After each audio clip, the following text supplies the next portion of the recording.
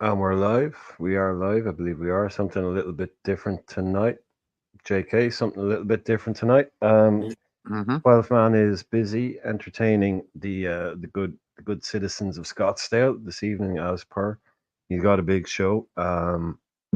He will be in the background. He'll be available, but it's just myself and JK tonight. The usual stuff. Nothing too different. It's just a Friday night. It's late. It's 9:15 on a Friday night. So we're just going to be here doing the usual thing. And if we need anybody, we may have. Hopefully, we're going to have some people come into the studio with us. We're going to have Nilante. Hopefully, if he's around. Hopefully, Lee comes in. Even And Baz, if if he wants to pop on. even Baz, yeah, the invites have been sent out. The invitations, the requests, the links are all out there. So anybody that is in the mood that wants to drop in, you're always welcome. But I suppose we're going to do a few things. Bernie, everybody's popping into the chat now. That's brilliant to see. Like say, anybody just missed the start. It's just myself and JK at the moment. It's going to be a bit of a takeover, so it's a different thing. Like I say, 12th Man is busy doing what he does. Baz is already here. Baz, you're more than welcome to join in and come and be part of the conversation. Bernie's already in. Bernie, thanks for being here as per. Yeah, bless Red Bernie. for life, always good to see you. So now that we've got all that kind of bit out of the way, JK, how are you, man? Mm-hmm. How you getting on? How's things? First and All good, foremost, bro. how are you? Good. I'm all good, bro. I hope you're well too. Yeah, yeah. Just another Friday night, isn't it? But Yep, we've but I'm got looking some. for. Mm-hmm. No, we've got a big game actually. We've got a big night of football here in Ireland actually, Okay. because there's a top of the table clash. Damien Duff's Shelburne are hoping to win the League of Ireland tonight. They're playing Derry City. Now the other team at the top that could win it is Shamrock Rovers, Mm-hmm. and they're playing Waterford, which is my team. Which is the ground is like I can basically see the ground from my house. So Mm-hmm. there's a couple of little bits and pieces in that. It's down to the last word. But one of the players involved for Shells is Andre Wisdom. Remember Andre Oh, Wisdom? yeah, yeah. Yeah, ex Liverpool player. He's still playing, and he's involved in that top of the table clash. Shamrock Rovers, managed by Damien Duff, have already qualified for the Conference League, Oh, okay. and yeah, I think they're going to be playing Chelsea as well soon as well. So yeah, Damien Duff, a name that people may have forgotten about, is forging a bit of a career here for himself. Not. Jimmy's in the house. How we doing, Jimmy? And yeah, but Andre Wisdom, man, Andre Wisdom, he's over here in Unbelievable. Ireland. Yeah. Yeah, yeah, Mad. yeah. He's That's been here a mad. few Like Damien years Duff now. was also like a big. He was a bit of a big name, Damien Duff, when he played for Blackburn, then Chelsea. So it's mad that they actually coming over to Ireland and play. Maybe it's a pathway, like to start your career or end your career, whichever way you want to take it. Yeah, well, Duff. I mean, he's probably the most technically gifted player we've had in a long time. Mm-hmm. We've never replaced someone his level like him, and Aaron Robin at Chelsea were brilliant. Uh, on the left and on the right, Damien Duff gets forgotten about.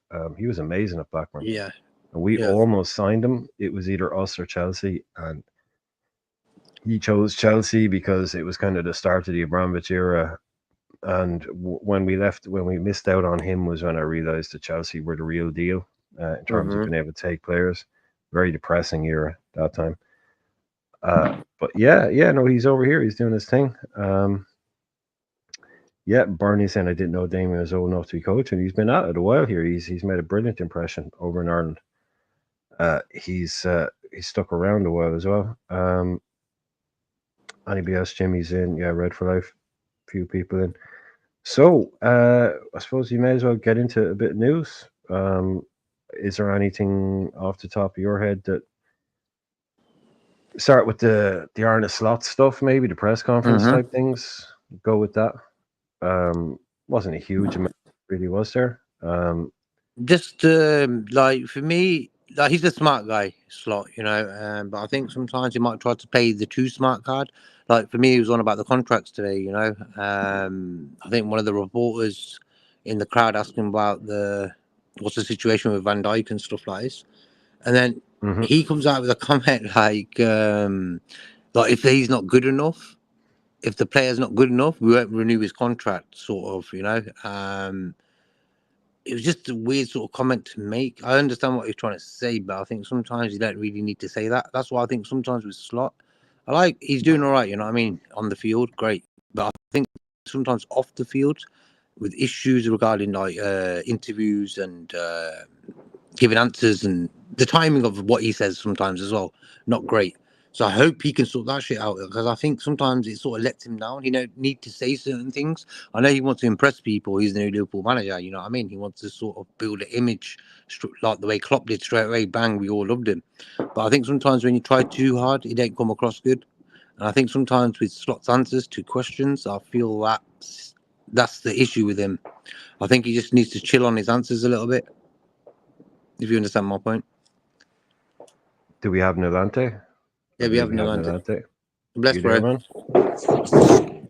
Yeah, what's Oh, here he going on, comes. guys? Chat, bro. JK. Where's Dolph, man? Is he hiding? Yeah. No, he's the adults have left the building. You know, don't tell mom the babysitter's dead and all that. You know. And we took over the stream. Me and Brian, we Yeah. thought we'll take over the stream then, bro. That's great, man. Yeah. I think what you need to do first, boys, change the title. We don't need to be Liverpool 12 fan. Nah, we got to do it, bro. He puts enough Liverpool. shift in. 12. He puts enough shifts in. I think. Yeah, Respect he's to the stay guy, up with man. it. He does No, enough no shows, problem. you know, for the guys and stuff. Yeah, so we do a little good. bit back for him as well. Yeah, no Yeah, problem. he's there in the background. If we need any assistance like that, he's there in the I background. see. But he is busy entertaining the fine, But if we need a upstanding goal in the people last 5 of minutes, Scottsdale. Exactly, we can bring him in. you can bring him in. He's ready. Yeah, He's ready, yeah. Well, okay, forget the first thing I said. Forget the first 30 seconds. I hope he doesn't hear this. But there you go. But Big how you up, big doing, up, guys. but Big how up are the you? chat. How are you? Yeah, no, Nante, how are you? And how's things? And Yeah, I'm all right. I'm how's- just, as I speak, I'm just multitasking with a good friend of mine. So I'm doing a bit of DIY. I'm just helping him like with his I house. can hear it, yeah. Yes, I'm just multitasking. So yeah, but always Respect. got time. Always got time anyway, man. But yeah, go for it, No, I man. appreciate you dropping in. No, so what JK was just saying there, is that something you picked up on, that Slot is perhaps being a little bit too clever, perhaps in some of his interviews or his answers, or is he perhaps maybe being kind of assuming all these questions come with kind of hidden meanings or hidden traps or whatever? Do you think he's handling that well, or is he being a bit too? I don't. I think JK was a bit too clever, maybe, with some of his answers. Or how are you feeling? How you find him as a communicator, say, to the press? I think for what I can see from his answers and since he's been at the club, I think he's just playing it ear by ear. He's getting used to the Premiership and he's getting used to what comes his way. So I think he's delegating it the best he can for now. I think for some things he can be a little bit too harsh on one or 2 points with some of my players, but for them, I can't blame him. And obviously, they're always going to ask him every press conference, as you guys know, and the chat. What's happening with Trent, Mo, VVD? Yeah. Trent, Mo, VVD. He's going to get that till higher kingdoms come. But I think personally, he knows what's going on, but he's just playing it coy. Personally, I think he knows something, regardless whether they're signing or not. But of course, he's not going to let us know until the whatever decision is made. So yeah, but I think he's doing okay so far. 1 or 2 things he could answer better, but again, he's learning. He's only been in the job for a couple of months, and the more he gets used to it and the line of question, the better it'll become. But he's doing fine in my opinion. JK, do you think? Mhm. And hi, Philip. Philip Bidwell, always in, real, a Bless regular. Phil. Bless Phil. Do you think And he's come to England with a little bit of all those English press guys? You got to be wary of them. They're sneaky. Do you think he's come with a bit of a kind of a defensive wall until, say, he gets to know, oh well, that's David Lynch, and that's Mhm. that guy is from the paper that we shall not mention. Mhm. Um, he figures out who the good guy, like a guy might seem like he's asking an innocent enough question, and you give him an innocent enough quote, and you see it in his paper the next day done up as something different. Like, do you think Mhm. he might be coming to England thinking those guys are vicious? Don't give him an inch. Um, like I think first is like you know what reporters are like. They're like vultures, you know. Some of them. Certain questions I wouldn't even dream of asking. You know, like ask them an interesting question, things that people want to hear. You know what I mean? Like it's the sort of questions like for me, you're gonna ask Slot about the contract situation. You asked him last week, I think. You know, I think Slot. His main thing, he's got to sort of make an image for himself. Like as I said, with Klopp's first press conference, he said, "I'm the normal one." Bang, job done. It didn't even take 20 minutes. You know what I mean? In the press conference, he got his image right out there. I'm the normal one. And he was like, bang! Oh, everyone loved him. You know, even other fans were like, "Ah, who's this guy?" You know, we like this guy. I think Yeah, Slot's sort of trying to think. You know what? I want the fans to love me, and he's trying to play the smart image way, where Klopp wasn't like that. Where Klopp was more of a hearty type of person, I believe, in that way where he would have a little smile. But Slot sometimes seems, I don't know, man. I can't really explain what I mean in the way where he seems a bit uptight a little bit, if you know what I mean. He don't want to be portrayed yeah. as an idiot. He don't want to be shown like I'm an idiot and a joker. So in that way, I really like that's cool, no problem. But sometimes you got to watch what you say, especially with the English media, because as you were saying, they say one thing one day and the next day on the papers is something else, you know. So That's exactly what I'm trying to say. yeah. You like what you're saying. He's got that kind of. uh, I'm not going to be myself properly because I'm not going to let you make a fool out of me. Yep. In terms of that kind of way of thinking about it, is he being really guarded and therefore kind of comes off a bit weird, maybe not weird, but just in the way that he talks, like it's very, very guarded. Like you say, it's very kind of, I'm not going to get caught out saying something here, Hmm. saying something silly. But yeah, I just like it's just difficult these days for these guys to come in and they say one thing, and then the next day it's made out that they said something different, and then they have a whole press conference about that. But yeah, he keeps it pretty straightforward.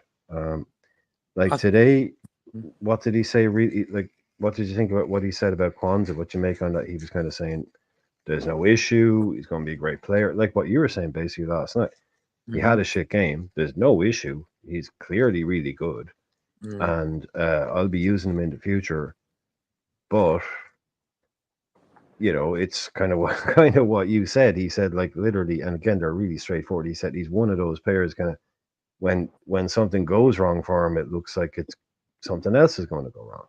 Hmm. It's pretty much word for word what you said, which is kind of Well, really scary. straight talking, really, isn't it? Yeah. Me and him I got a mean, birthday. He's like, he's born on the 17th. I'm born on the 18th. He's got a day. His birthday's the day before mine. Probably that's what it is. so do you think he was joshing? Do you think he was Mm-hmm. real when he said what you said? Because he said two different things there, right? And Nalante, what do you think?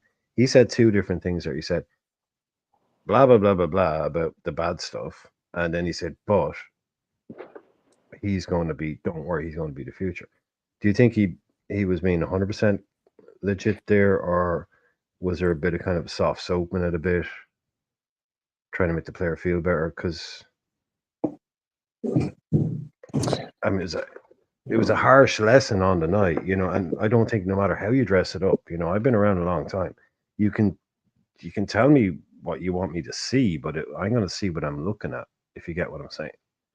And what I looked at there was like a kid being brutally hooked off in front of the world to see, which is regardless of the tactical implications and the this and the that, that is the main implication of that. It's like, I'm taking you off before you cost us another goal, is literally what he said to him. Not literally, but almost what he said to him. So I thought that was quite So then to turn around and say, "Oh, there's no problem. This guy will have a great future for us." Which do you think is the real truth, or is it the in between?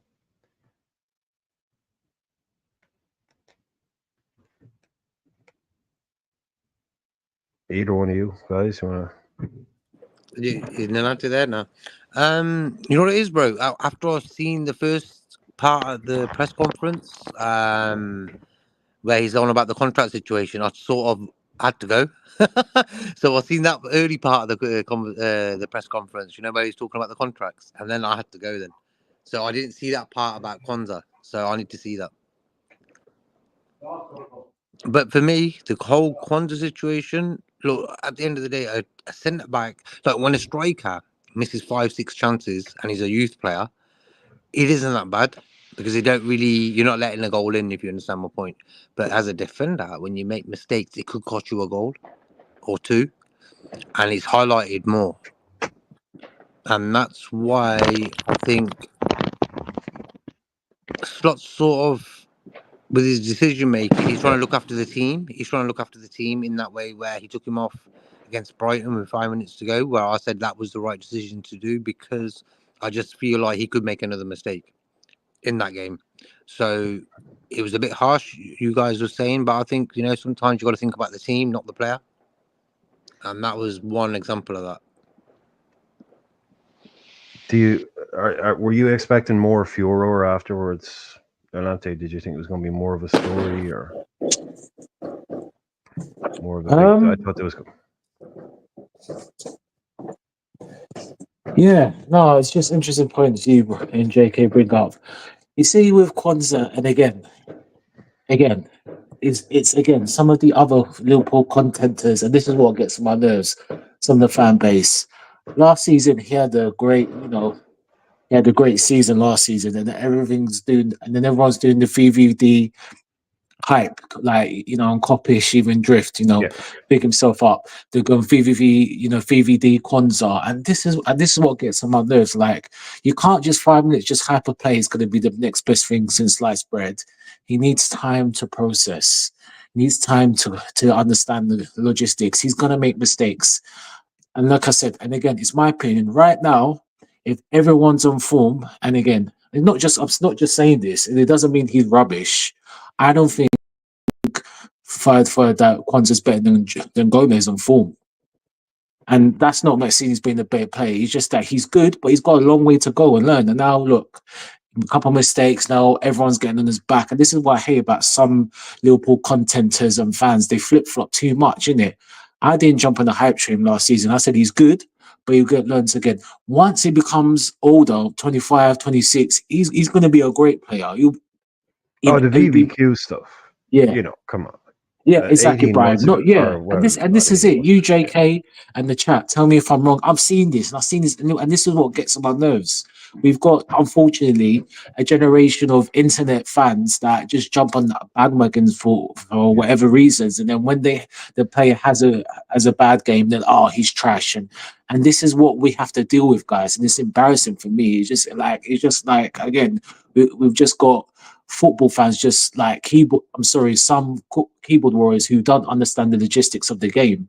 Now, regarding to what Slot did, I thought he was a bit harsh on Wednesday, personally, taking him off 9 minutes. I still think we would have, I get he done the mistakes, but if it was like Ipswich half time, I get it, but I still think we would have just about done enough to seal the game. So no, but and in regards, sorry, Brian, I'm going a bit off topic here, and JK. No, go ahead, man. Go ahead. Yeah, but regarding to his comments, I feel he's giving some kind of incentive because, I mean, let's be honest, Kanati was out of there for a while, and again, it's just trials and tribulations, Like, he will be a great player in the future, but right now, we just need to settle down, let him understand, let him get back, let him get basics to the game, and then that's it, really.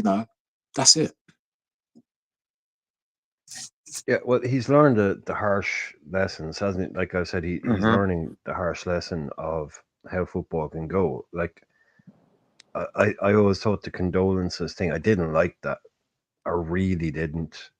I know it was joking, you know what I mean? And I know he probably didn't mean it to get taken up the way he did. but kind of bordering a tiny little wee bit on disrespectful.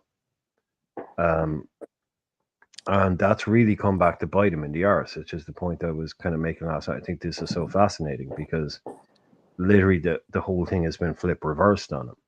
He gets hauled off at halftime. Konate Ibu comes in, takes his place. And it's like that right there in a microcosm is a life in football. 1 minute you're the next thing, the next minute you're back on the bench. It's how do you deal with those things? And I think that's potentially what Slot is trying to, because it's one of those things. We've seen enough of him to know that it's in his boots. There's no problem there. He can play. He can definitely play. There's no problem there at all. Now it really becomes about at this level what's between your ears. Common and how can you sense, yeah. deal with stuff? Yeah, and how do you get on with the rest of it? Because you don't get to the level he's at without being able to do the job. But again, he's incredibly young for a centre half, so he'll have those trials and tribulations through his career. But he's had a big one, and the problem for a player like him is this isn't happening at Wolves or even Sheffield Wednesday. It's happening at Liverpool in the spotlight. Second biggest club in the world, as far as I'm concerned, right now. So yeah, that's his problem. That's his issue, and he's going to have to deal with that. So it takes that kind of level of confidence that sometimes rubs people up the wrong way, but that's probably what it takes to get through a life at a club like Liverpool as a young player. So I'm assuming this is one of those things. I'm hoping that in 2 years' time, 3 years' time, he'll be looking back and going, "Oh yeah, that was the making of me. That was the best thing that ever could happen to me. I thought I was Billy Big Bollocks when I got in the team. Then I got slapped back down, and then I came back, and it was the making of me. That kind of thing." I still think one thing I did want to ask you guys is because something we haven't really spoken on. Do you think that a lot of what we're speaking about with Klopp here, the way he came in, JK, what you said about him, he knew what to say in his immediately in his press conference to make an impression and create almost a brand. Minute one, something that people get. No, don't get me wrong, I'm not saying it was inauthentic or anything like that, but considering what he's gone and what he's decided to do since, and the career decision that he's made, which has been, as we know, incredibly unpopular, especially with the Mainz fans. They've shown their disdain for the decisions that he's made. Has it made you reassess him as the person, or the kind of what you saw in front of the cameras? Has it made you? And again, people in the chat, Edwards in, Dara's in. Just has anyone really? I know it's gone under the radar a tiny bit, but or does anybody care? I know most people probably don't care, but I think with that one, it's his decision. Like, he's left Liverpool now, so it's his decision. But for me, I understand it on the Mainz and Dortmund sort of fans, because the whole way Leipzig was formed and stuff like that. But then you got to look at it now as Red Bull being a big player in the sports world. They're involved in quite a lot of stuff. So he's thinking, you know what, it's a big job. Like, he's a big dog in the whole football world of Red Bull. So it had to be someone like Klopp, someone who can handle that sort of title. It's not a joke position; it's a big position. Like, for me, that's why I'm thinking it's a task. It's not really. He wants to make Leipzig and Salzburg and all these teams bigger and better. I think that's his main job. So that's why, for me, I'm not really bothered about that.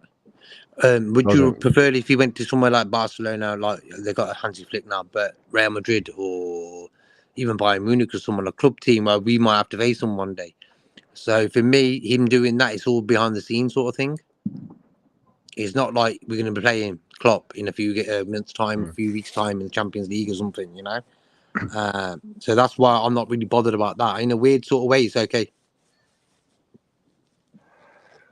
Yeah, I mean, I can understand fully what's going on there. Again, like I said, everybody's going to have their own opinion on it. Everybody's like, some people would be just like, he did, he's working where? Why is that a problem? Like, I know there are people out there going, okay, but why is it a problem? And then you have to even explain to people, oh, well, the reason is this. That's why. Like, not saying what he's doing is wrong, but like, why are Mainz fans upset? This is why they are Mhm. upset. And they're like, Mhm. oh, okay, yeah, because most people won't even realize that it's even a thing.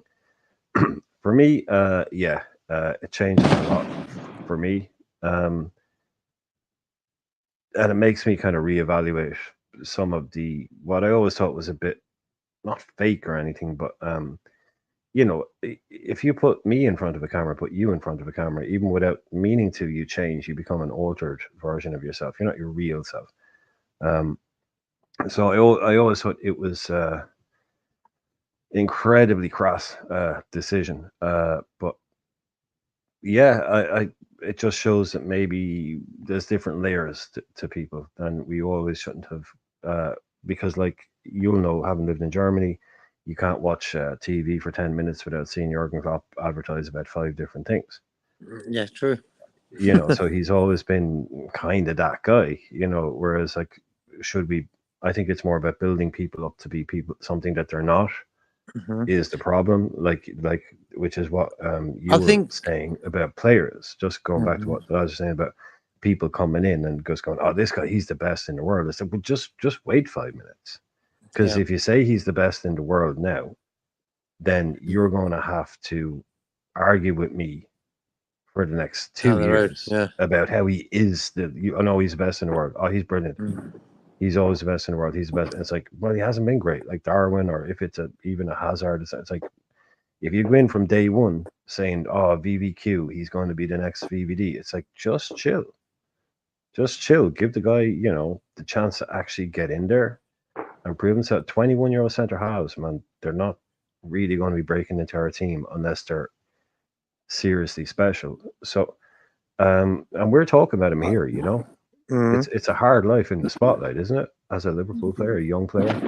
Yeah, but I was like, you remember the old days where Chelsea would get a youth player and they would highlight him as the next Pelé or Maradona. You know what I mean? It was like, this guy, he's going to be this, he's going to be that. Then he ends up being a flop.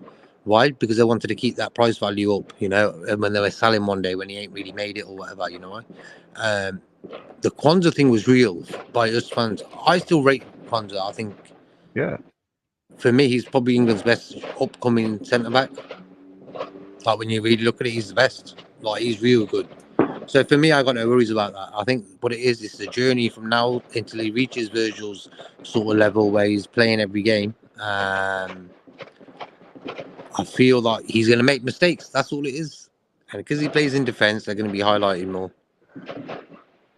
yeah. And Virgil is 26 when he joins us. There you go. So he's got enough time to learn It's then, bro. yeah. It's like the chances of Kwanzaa being here in 10 years are slim, right? And even then, he'd only be, what, 30, right? Most players don't stay the club for 10 years. That's just football. Um, so that's why I always hate when people say things in football like, we've got that guy and that guy. So in 4 years' time, this will happen and that'll happen. Like, 4 months is an eternity in football, let alone 4 years. Like, you could have you could have two managers.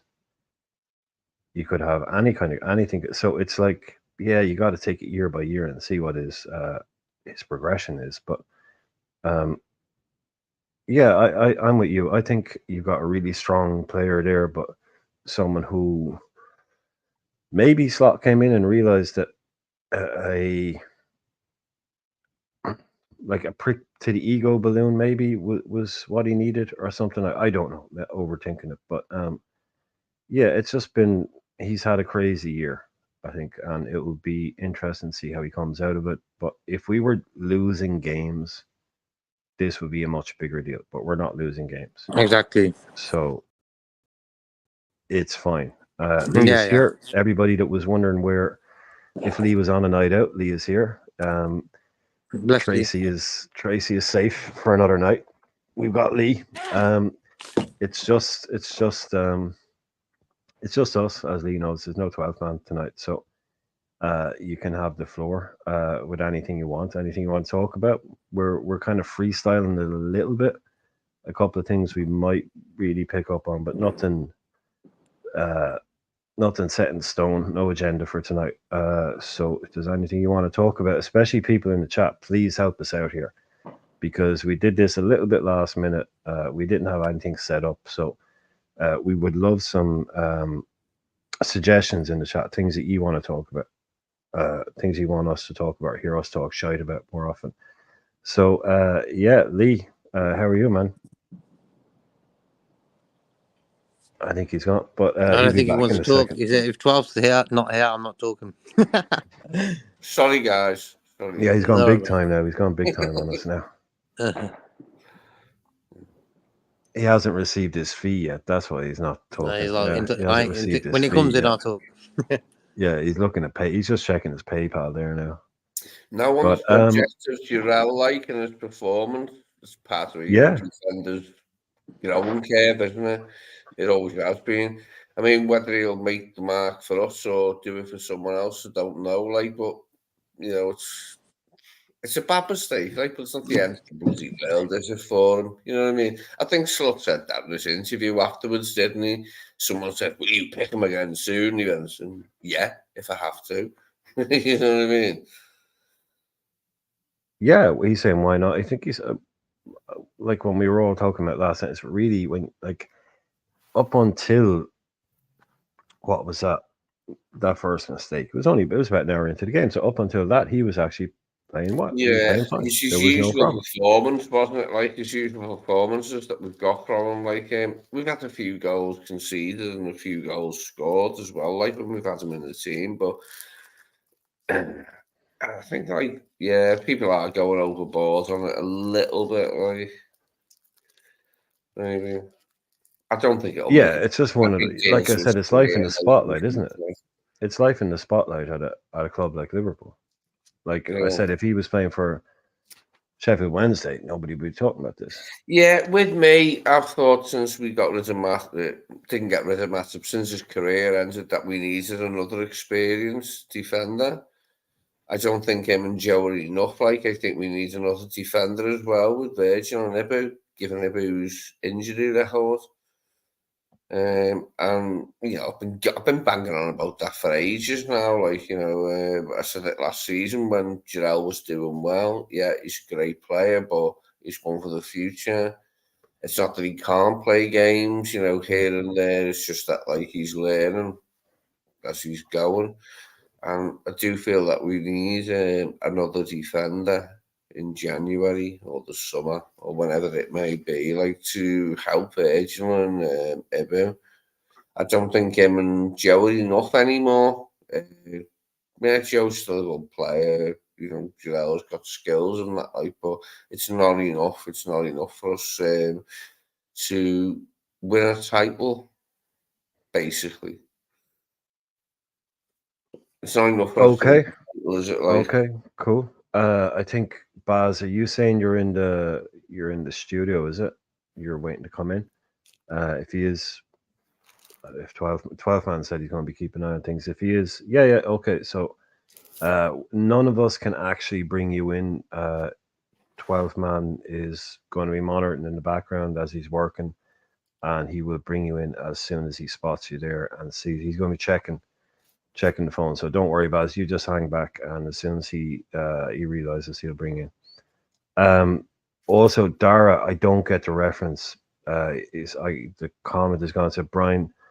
I think from memory said Brian talking about crazy. How can someone use an analogy of someone scoring 100 in cricket as something to do with football? I don't get that reference. If you can tell me what you're talking about.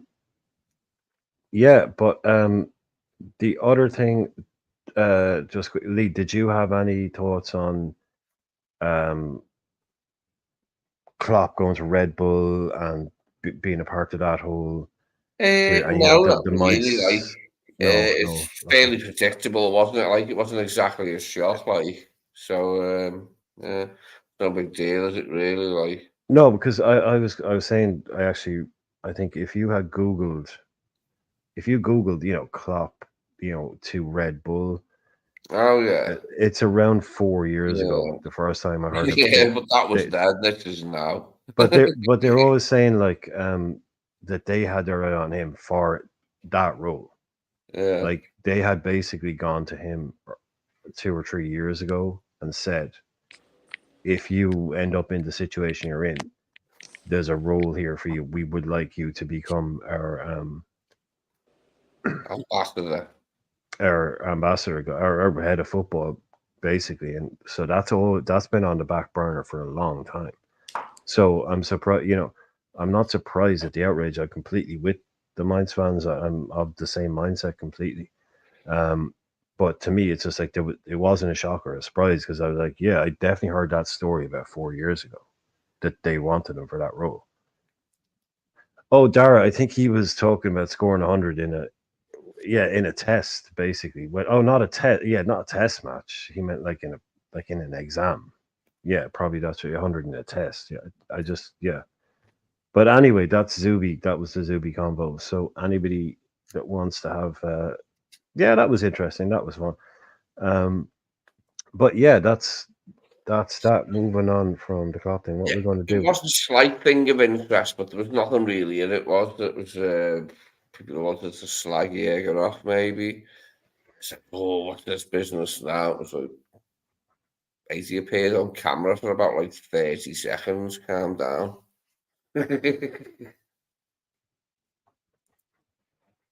Yeah, I know. What was the other? Oh, Chiesa from today. That was the other one. So Chiesa is not fit, but he's training. So Slot is coming out and saying that it's because of the whole, no proper preseason, getting used to the intensity, wanting to get him right. I know 12 minutes asked this before, and it's not. I don't think it's a huge issue, but when do we need to see this guy back? When I've do we always need to see wanted it this for a guy long 100? time. I've said before, like, when we've been talking, that I've always wanted to swap a good Italian player for a long time. Just with Italy being such a great footballing nation, it's about time we had one, like, in our club. Because the Italians are appreciative of what we've done in Europe, like, and I'm appreciative of what they've done, apart from the cheating bit, like, but, it's always been a thing to me, like, I'd love to have a good Italian player. But it's not going to be Chiesa, isn't it? I don't think the fitness just isn't there, is it? You losing faith? Yeah, a little bit like, well, I haven't heard anything about him. Like, I mean, I live in fucking Liverpool, like, and I haven't heard nothing about the guy yet, like, about him being out and about or here, there, or anywhere. I am Yeah. starting to think it's a bit like Thiago, where the fitness is just like never going to be there. You might see him for 2 or 3 games, and then that'll be it. And then he'll be off. You're actually at that stage? A Wow, little bit, yeah, a little bit. This right. week I am anyway. This week, not really.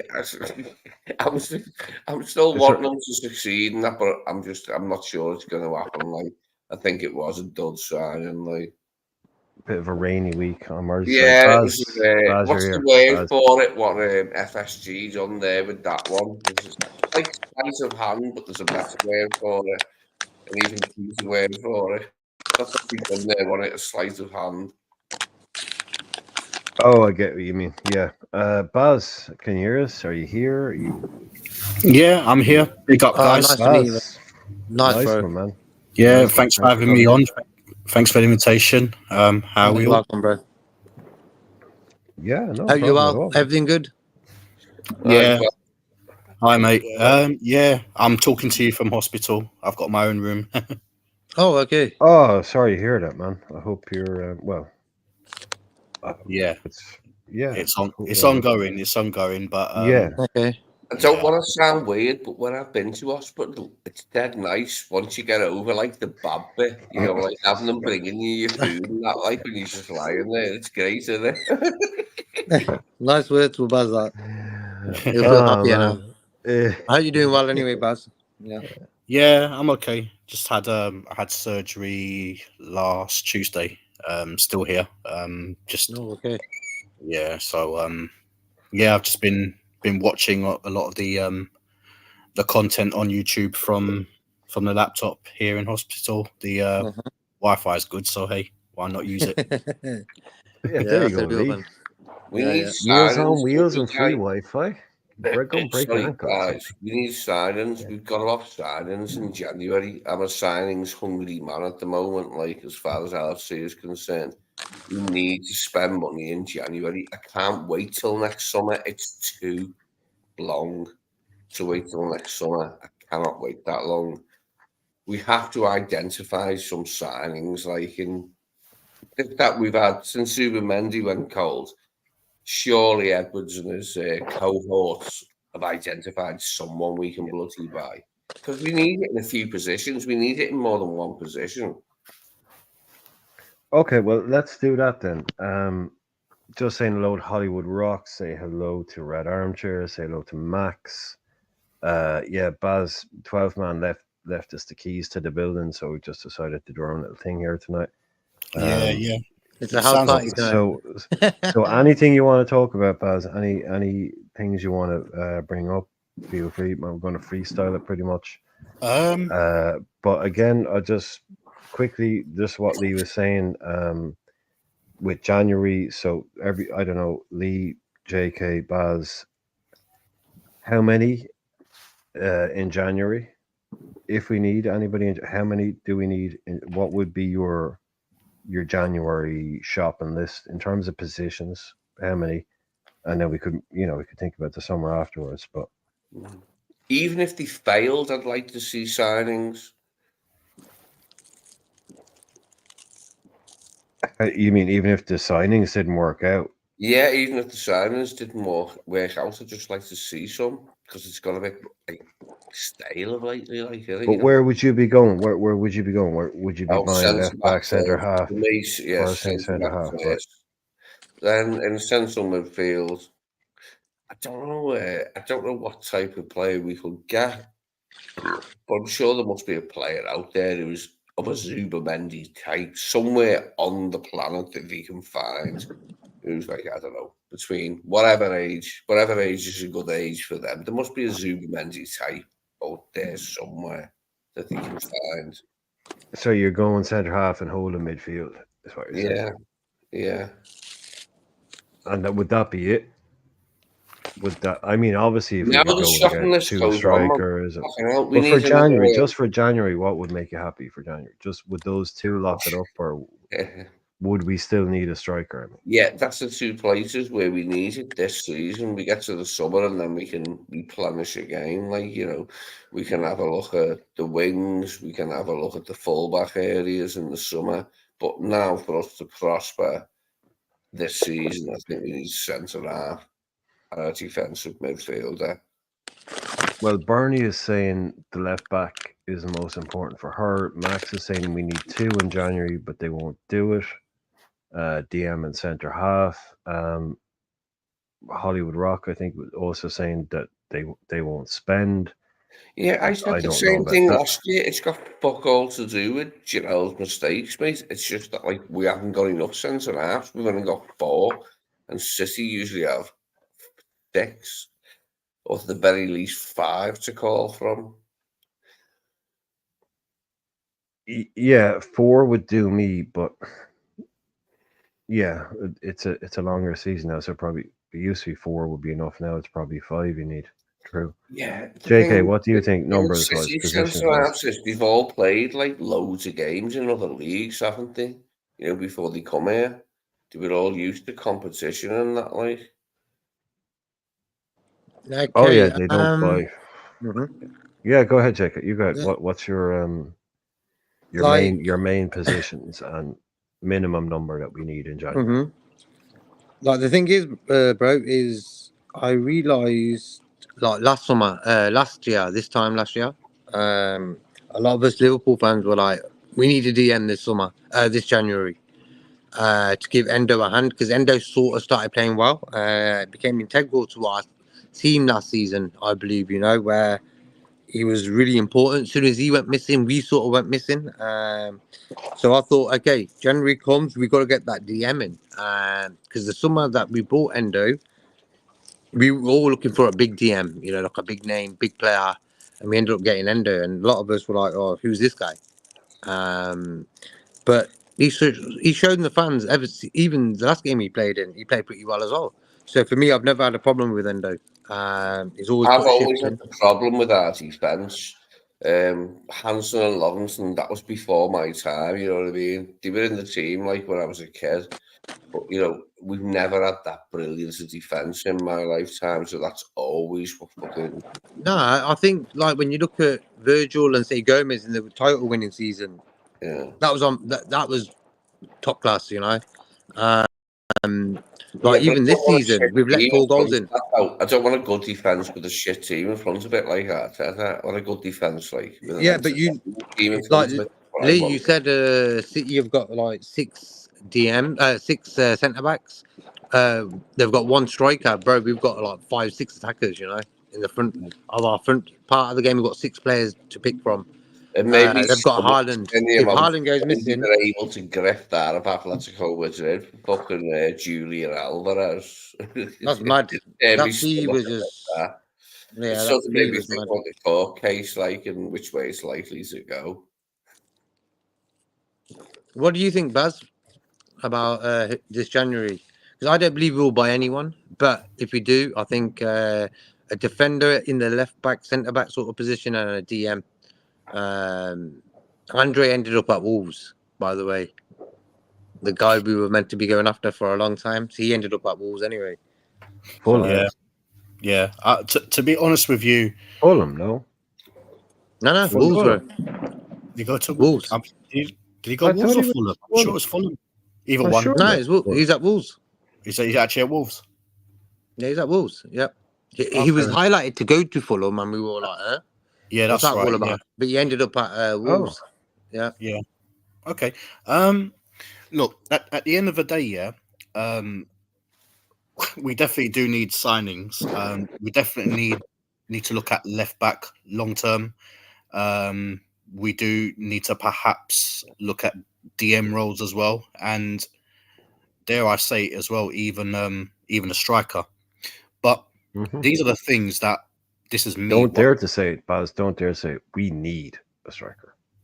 No dare to say it. Yeah. You go ahead. Well, it's a very touchy subject amongst Very touchy. Liverpool fans, so that's why I'm daring it really.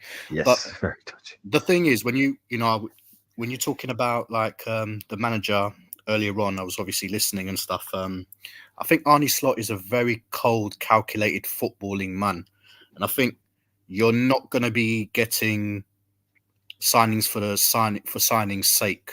As much as I appreciate what Lee's saying, that he's hungry for signings, I think a lot of us are hungry for signings, but I just don't think this manager's actually gonna be doing that. I think he's one of those guys where he wants a specific player, and if he doesn't, he'll just wait.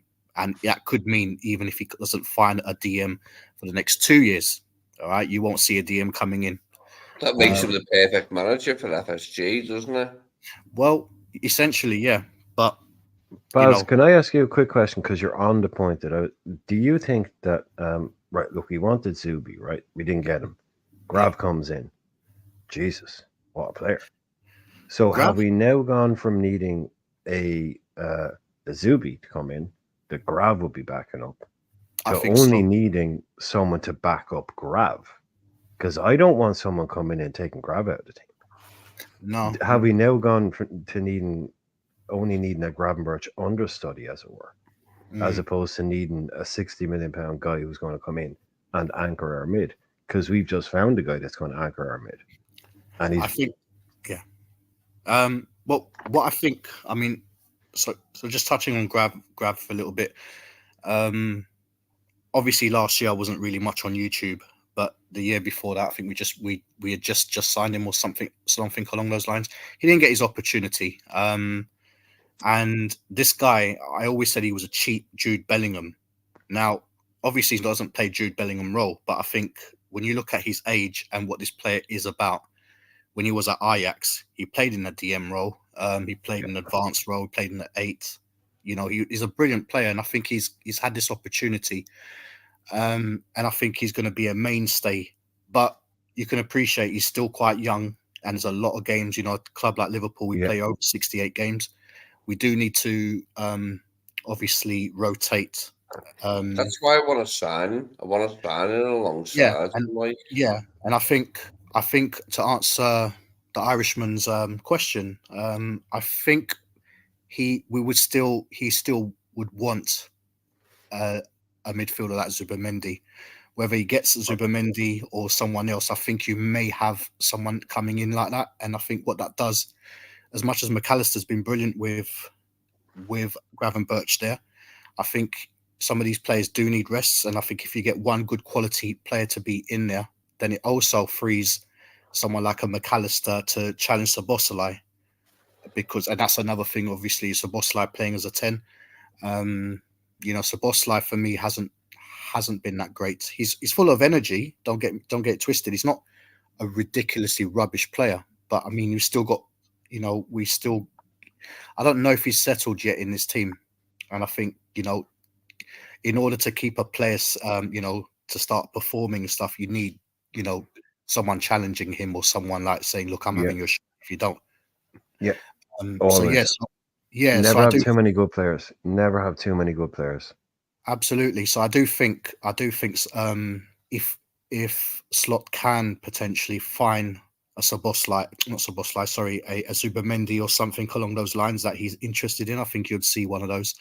But of course, like I said, this guy is a calculated manager, and I think he will only do things his way. And he was left a very good set of tools, wasn't he? He was left a good team. It wasn't like, oh Jesus, what am I going to do with this crowd? Yeah. You know, it was like, that plus a little bit here, a little bit there. My own little guy that I like, that I know can do what I want to do. Just one or two little bits and pieces, because name a player in our team that's shit. Yeah, it's a credit, Brian. I mean, the thing is, when you look at it, all right, I don't even know if Chiesa was really a player they really, really, really desperately wanted. I think it was just if you look at it, the fans, dude, it was a sop for the fans, man. You see, that's the fans. That's what I'm saying. So when you look at it, he's inherited a team from Jurgen Klopp, and he hasn't had to do nothing, and that's why he, in the last 10 games, 11 games, whatever it is, he's had a near faultless, you know, campaign so far, and that's because of what the previous administration or managers have left him. And I think it'd be a different story, obviously, if he didn't have this team. But in this team, what's interesting is he's got different ways that he can use his team. Like his philosophy is not a lot different, but they're more patient in their build up. But he's using the same players, but he can also change it. Like the last game against Brighton, I thought the pace was more of a Jurgen Klopp team. It was very fast. Oh, definitely. Yeah, 100%. 100% agree. Yeah. Yeah, and then when you look at someone like the one that's been coming under fire by certain people, Robertson. Robertson, I think someone said something in the chat yesterday, one of the guys in the chat, and big up to him. I don't know. I think JK, I think you might have mentioned it as well. I think what it is, like, their roles have to be different now. I think the defenders don't go forward much now. So Robertson, essentially, he's a buccaneering, defender, but he's now staying back a bit like what Trent is doing. And I don't know if that game suits him. So I'm not sure.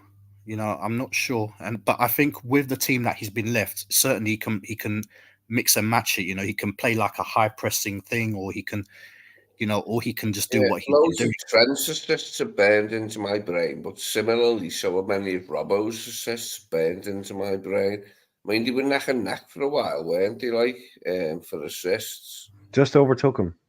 Yeah, Trent only just this very recently. Sweet ones from Robbo, mate. Yeah, sweet ones from Trent as well. Like, but Trent's better for like box office, isn't he? For like goals, like his free kicks, like, or his blasts. But Robbo can get in there sometimes and just nick one like Carey with his head or with his right foot. So it's Yeah. I different. have a theory. I have a theory about Robbo finishing. People talk about he does not score. He never scores goals, and the amount of times he's been in position to score goals, and he just doesn't but he never misses by miles. He always Oh, hits the target. But I think he has he's scored important goals, though. Sorry to cut you, Brian. I mean, like, no. the games that he has scored in have been in very important goals. Yes, which is a Yeah, handy he's knack. an Which is a important handy one knack to have. sometimes, Robbo, but I have to say, like, to my memory, a lot of his shooting is awful. I Yeah. just think he concentrates. He's not able. So he concentrates so much on technique that he Yeah. never gets the power. So they're Yeah. always so savable. He usually hits the target. They're never bad ones. But I I've been just on think the he's verge of ecstasy many times when he's there on the edge of the 6-yard box, like on his left foot, and it sends it up over the bar. But it's Robbo. He has other yeah. gifts, doesn't he? I'll One just thing with quickly Robbo, I a couple of expect. people in the chat. No, go ahead. Sorry, Baz. Go ahead. Yeah, no, sorry. Yeah, I was just going to say with Robbo, I don't expect anything like, in terms of any finishing, any free kicks or anything like that. What I expect is a good, solid defender. And that's what he generally is. Anytime I see him in front of a goal, I'm not putting my. We're I'm old, not- Baz. We're old school, dude. We still think defenders should be good at defending first. We're the old guys in the room that thinking, yeah, no goals and assists, but he's he's a defender, right? Yeah. Like this is the modern world now. It's like, oh yeah, but he doesn't do this, he doesn't do that. It's like, wow, man, a lot of these boys back in the day, they would have to up their game big time, you know. Mhm. Yeah. I will just quickly. Robert is saying Hughes did say we will wait and see if an opportunity arises of buying a good player who comes on the market in January. We will sign him. Yeah, I think that's usually we are kind of active if a deal becomes available, aren't we? I live in hope. Diaz and I just yeah, want to see scouts up, like, to a small degree at least, like by a January signing. I've always loved the January signing. Love January signings. So, yeah. Lee, Max can is I saying ask you a we question, want Lee? him to defend constantly. Yeah, just if Max saying if we want him to defend constantly, then they are the wrong two people. They are best at attacking. So he's talking about Robbo and Trent. Okay, So, Lee. So obviously you were mentioning something. Obviously you were talking about that you'd ideally want a January signing. Now, based on the team of how they've been playing so far, if you can sign a player right now, who would you be taking out the team? taken out. It's Right, someone yeah. out to see. It'd have to be Sobo at the moment. Like. It'd have to be a third midfielder with Macher and Grav. Okay, so you'd be ideally looking for perhaps someone like an advanced midfielder, like a 10. So you'd A be 10, looking yeah. Oh no, because No? Sob's got that rep and that, hasn't he? And we've seen him like banging goals in and all that palaver, but we haven't seen it for a while, have we? Like, and it's getting a No, bit I stressful. get what you're saying, but bearing in mind as well, he's Sabosla. How old is he? He's still quite young, isn't he? Oh, he's very young. He's only 24, but he's only 24, just turned Mm. 24 as well. Yeah, this Yep. is what I'm saying. Looks a lot older. Well, not looks older, but Yeah. seems like a much more mature type player. Yeah. So yeah, people forget he's quite young. Yeah. That's why I mentioned it, because he's still quite young, and I think I like him and all that shit, like, but yeah. He's we've got to get basically the same. old. He's basically the same age as Curtis Jones, and people still say Curtis Jones is a young player, which he isn't, by the way. Jones, I don't count. Like past the age of like 21, I don't really think of you as a young player anymore. Yeah. Especially if you 23, especially not. No, you're kind of a senior enough player, like, but yeah, he has that look about him, doesn't he, Dom? Of a So more far, older like, player. defense has been excellent so far, hasn't it? Like, we've won a lot of games, like, haven't we, so far? But I'm looking at the attack and thinking, where could it be improved? That's where I think it could be improved in future games. Do you know there's one player that potentially might play against us tomorrow?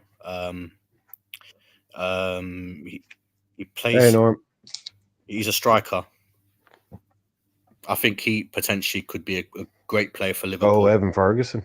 No, not even him. He's Oh, brilliant. no. He's brilliant. No, He had that bad knock. He had that bad knock to set him back. So give him. Yeah. I've never been a superstitious. No, go ahead, Baz. Go ahead. Sorry, Baz. I'm starting to think about all that stuff lately about like how come our players like aren't doing it.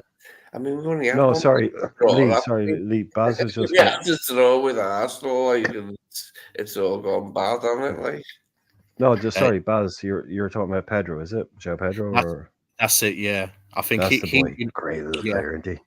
I said for years about him as well, Baz. Yeah, good little player. But is he injured now? I think he's injured at the moment, so I think he'll be injured for tomorrow's game. I think. Yeah, I think he. Yeah, either he's just missing this one, or I think I think he's not going to start this one. But in terms of a player, like I obviously I doubt if we'll get him, but someone like him, you know what I mean, to perhaps look at potentially replacing someone like a Nunes or someone that can play in a Nunes role. I think he would be a brilliant addition for Liverpool. But I know it costs quite a bit of money. He used to play for. Did he play for Wolves? Watford. Something like that. They bought him from Watford for like 40 million. So you're not getting him for that money. You know, like we got McAllister for that money. He's going to be one of those profit-making dudes for them. 100%. But I would like to see him under Klopp. I think him under Klopp would have been a player. It would have been a real 9.5, isn't he? He's almost a Firmino type, isn't he, Jacob? Because he's not number 9, he's not number 10. He's sort of floaty in between type guy, isn't he? That's why I probably like him as well. I had him in my fantasy football team early on. Good little player there. I think he's got better at Brighton. I think he took over pens when Mac left as well. Then he took over set pieces when Mac left, so he's good on them. You know, he's good on pressure moments and all of that. But you're talking about a big fee for him, and that's what I wouldn't really want to pay big for him. He needs to be consistent and have a good season. You know, like 20 goals, like something like that, for me to really pay attention to that type of guy. Even though I really like him as a player, I think he's a top player. Yeah, he's going to command a big Norm. How old is he? Do you know anyone? Who? Pedro. Pedro, I'm not sure. 25. About 25. 25, yeah. Norm, that's absolutely filthy. You're lucky it's nearly 11 o'clock on a Friday night, Norm. He said, don't tell Lee I'm in a strip bar and Tracy is gliding down the pole singing the Diaz song. That is just not right at all. And they've also... Come on. Have they got any made out wine gums? Yeah, no, they're passing them around there's midgets carrying around platters. Irishman. Sorry to cut you, but Pedro's 23. Only 23. He's still a player. Yeah, 24. I was thinking that he was a bit younger than that. I was thinking he's not 25, is he? I always thought he was about he's 22. Been around a while. He must have gone to Watford, like. Yeah, he was at Watford for a while. One of those players. He just seems like he's been around for a while. Yeah. Only I've never heard of him, mate. To my eternal shame, I'd never heard of him before he was like in the Premier League. João Pedro. I knew at Watford he was a good player. I was like, where did he come on? He's got him, like, which well, he was in the Premier League. I am from. And it was like, it was Watford. But he was pretty good. Relegated with them. He was at Watford. They got relegated. He was in the Premier League with them. Got relegated. Everyone thought, like that guy, the winger that we were linked with, that everyone thought was going to leave there.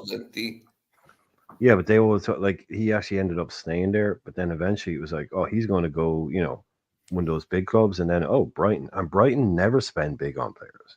Brighton don't spend big money on players, and they went and put 40 million on this kid. It's like, whoa, okay.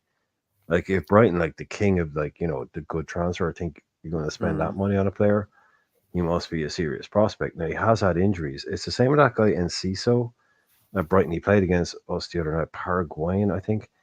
He's unbelievable, but he got a bad knee injury. He's just coming back from that. Ferguson was unbelievable. Form of his life, gets a bad knee injury. He's just coming back from that. Brighton have some serious footballers there. Serious player. Ferguson made a big mark here on Merseyside when he was here. God, he was a twat in the derbies, Duncan Ferguson.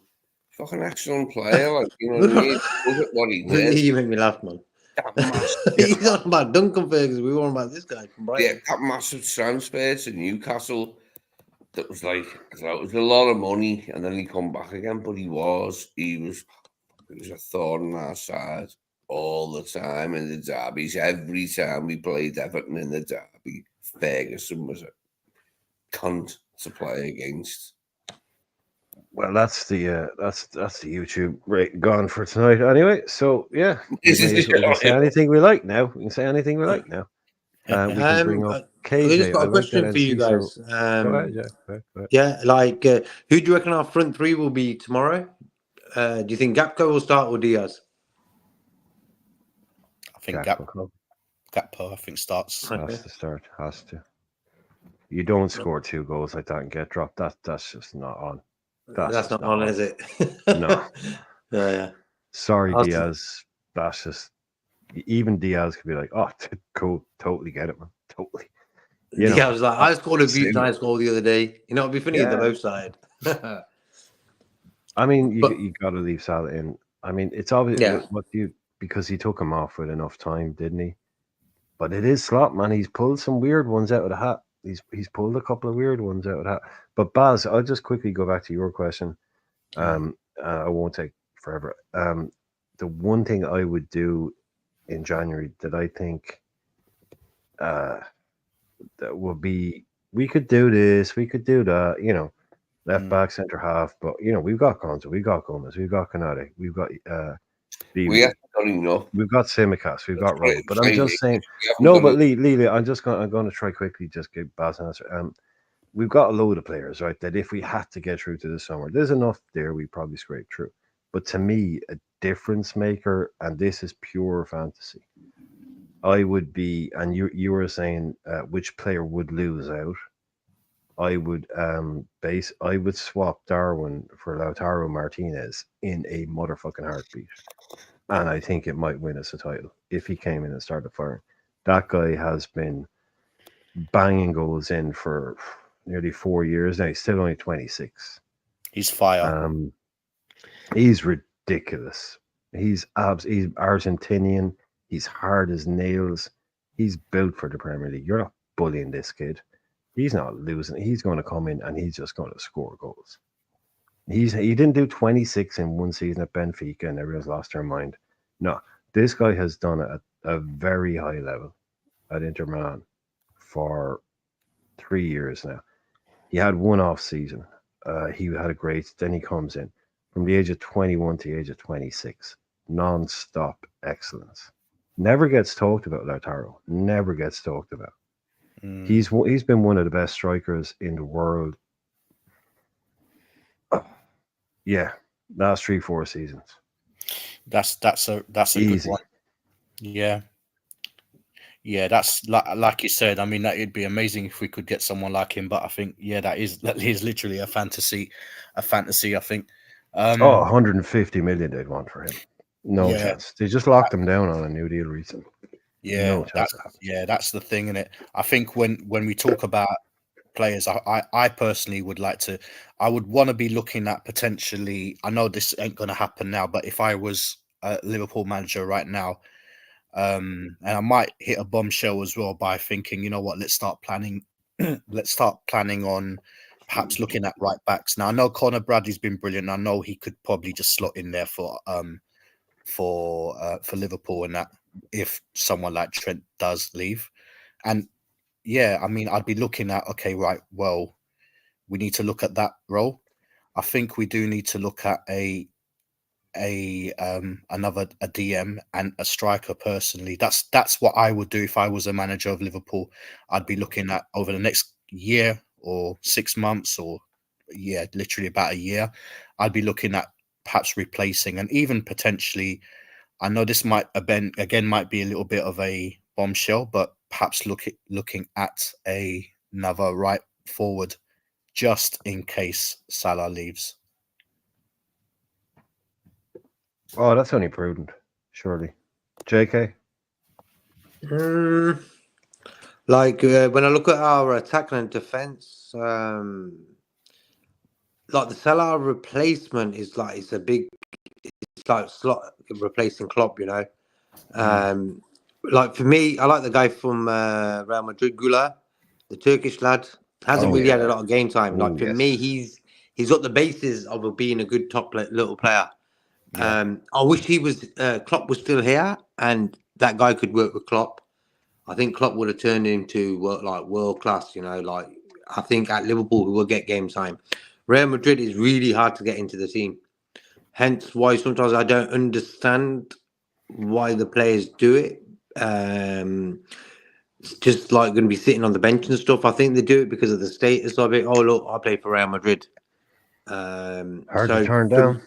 Hard to hard to turn turn down. down, but I think people like Yeah. Bellingham knew when he went there he's going to be starting. Yeah, That's yeah. how, For him, you it's know what I like mean. we're signing you to play. Yeah, Yeah, it's and where Gula yeah. was like, come along for the journey. If it works out, it works out. If not, you could end up somewhere else in 2 years, maybe. You know. Like But for me, Odegaard. They Odegaard, signed bro, Odegaard at 70. Well, they signed Odegaard at 15. Sent him to Sociedad, Herenveen, didn't quite work. Yada yada yada. Happens all the time. happens all So the you got to time. take that path. Now look at Odegaard. He's one of the best. Well, He's Arsenal's best whatever. player, one of them, if Yeah. not the best player for me. Him or Rice or Saliba even. But I think Odegaard was the one guy I always thought, him in the Liverpool team would have been good. Like he is a Yeah. Liverpool fan, and I reckon he was the guy we sort of missed out on. I think there's like Neto now, you know, Pedro Neto gone to Chelsea. I watched him set up the goal last week, beat the guy, jumped over him, crossed it, bang goal for Jackson. Just the injuries, wasn't it? It was Just just the the injury injuries, ticket. bro. That's all it was, man. Like when you look at his fee now, how much No, he he went for tore us Chelsea. apart. He tore Trent apart when we played He him. did, but On he more came than one on, didn't occasion. he? A sub. Oh, on more than one occasion, he tore Trent Yeah. apart. Now, some people say, oh, it was only Trent. But no, I mean, it was only that guy's injuries that was making me think, oh, no, if we buy him, I still have PTSD for bad Liverpool signs. Like, oh, if we buy him, he'll immediately get injured. But if Real Madrid buy him, he'll be brilliant. I still had that kind of thing with him. So Chelsea went and put the money down. Yeah, and I was scared. I was like, why, man? Like, how did we allow him to go to them? He was for me, the Salah replacement, maybe. I was like, because he's a good player, bro. Like, real good, Pedro Neto. Like, if he stays away from injuries, the world's like, sky's the limit for him. I think he's a quality player. I think Chelsea's Jacob. done it for them. Yeah, Say you know again, what? Hurley? Jake, Chelsea's done it for them. I predict he'll play about 10 games in the next 3 seasons. We'll have to see. What was that, Baz? Sorry. Yeah, you know what, JK? You know what you say there is really interesting because he's not obviously a starter at Chelsea. However, that could probably help him in the long run because you know what, he's not heavily relied on like he was at someone like Wolves. a Wolves, in it. Yeah. So Yeah. right now, he's kind of like he's having that break. His body needs that break because he's had some horrible injuries. That guy, but when he does play, he is a difference change. He's a difference maker, and I think. And Brian, you were right. He was. He was scaring the hell out of me when I was watching him. Yeah, we were late with him, weren't we, when he cut us up? Like it was like yeah, and he's fast, he's rapid, great ball controls, got a shot on him, and I think, Fierce. he's going to be brilliant for Chelsea. They'll get a great player in him if they manage him correctly, and I think that's what it is nowadays. You've got to be managed to prolong your career, and I think he's at a good age. He's gone to a club that's obviously that they're starting to look a little bit more, business-like now, and it's a good vibe, and I think he's gonna achieve good things there. But Baz, if you spend £1 billion on 427 players, you're probably going to get 11 good ones, aren't you? It's harder not to. The last couple of years, it's been proven like you can have all these players, but it means nothing because they've done nothing really, haven't they? They've just built a team with a lot of youngsters, and they're great. They're great potentials, but the thing is, you do need like maybe some older players with them. It's like being on a ship, all right, with no captains. You know what I mean? It's just like you've got the workers, but they need that dad or that Did you uncle. see that quote, Baz? Sorry, I'm not cutting you off, but did you see that quote from Maresca? Maybe you didn't, because but he came out about 2 weeks ago in an interview and literally said that he expected more from Reece James in terms of leadership. Yeah. He said, me and the squad, because Reece James is captain, he said, me and the squad expected more from Reece. And I think maybe the squad expected more from Reece. And then he even went on to say that he literally said, I don't think I have any leaders in this squad. And he said, maybe Tosin Adarabioyo. He said, okay, he has some qualities about him. But he said, I genuinely don't think I have any leaders in this team. Like, that's the manager of Chelsea coming out and saying, I genuinely don't think I have any leaders in this squad. Yeah, and this is what I'm saying. Like they had, who did they have? They had that Thiago, obviously, for as obviously he's no longer there, but he was a leader. But the problem is they had him, Totally. and he was playing for himself. To be fair, I mean, he was he was a player for the books, and he definitely did well at Chelsea. But I think they've just got a whole bunch of school kids, but great school kids. But you do need that, that teacher that's watching them saying, yo, do a bit more, do this, do that. It's just basically a whole bunch of young kids with potential playing, and they change their managers so often. You know what I mean? They were changing their managers so often. So these players are never going to find an identity or progress without that. Do you know what I mean? But now under Maresca, you know what I mean? It's like, I think he'll be probably the better manager that they've had over the last couple of years. And I mean, the Reece James thing, personally, I think Reece James is obviously a Chelsea man through and through. There ain't really many Chelsea mans through and through over there, isn't it? So it's not a bad statement for him to be saying that, because he's been injured himself. And I know, like, some injured players, they're still in the background, they're hyping each other up to get fit and and stuff like that. But on the day, what matters do your is job, do your background shit, show up and have a happy face on and all that. I'm not being the host, or JK. You can step in anytime you want. I'll try and grab a few comments here, right? Max says, no chance. Martinez is missing too many chances at Inter this season. He's a striker, dude. Don't worry about it. Look at the goals he scores. Darwin misses chances, but he doesn't back it up in the other column. You know that column? The goals one, JLS at the top of it. Brian, you're lucky 12 didn't hear that. Yeah, I know. Why do you think I'm saying it, man? Openda from Leipzig is the guy I'd be looking for if I was looking for a forward, says KJ. Openda from Leipzig is his shout. Martinez has been up there with the trophies. He's won it with Inter in Argentina. Yeah. Max is saying Gyökeres got a Suarez about him. I'd like to know. I'll read a few comments and then give us your thoughts on Gyökeres. Rodrigo is my dream signing. Yeah, me too.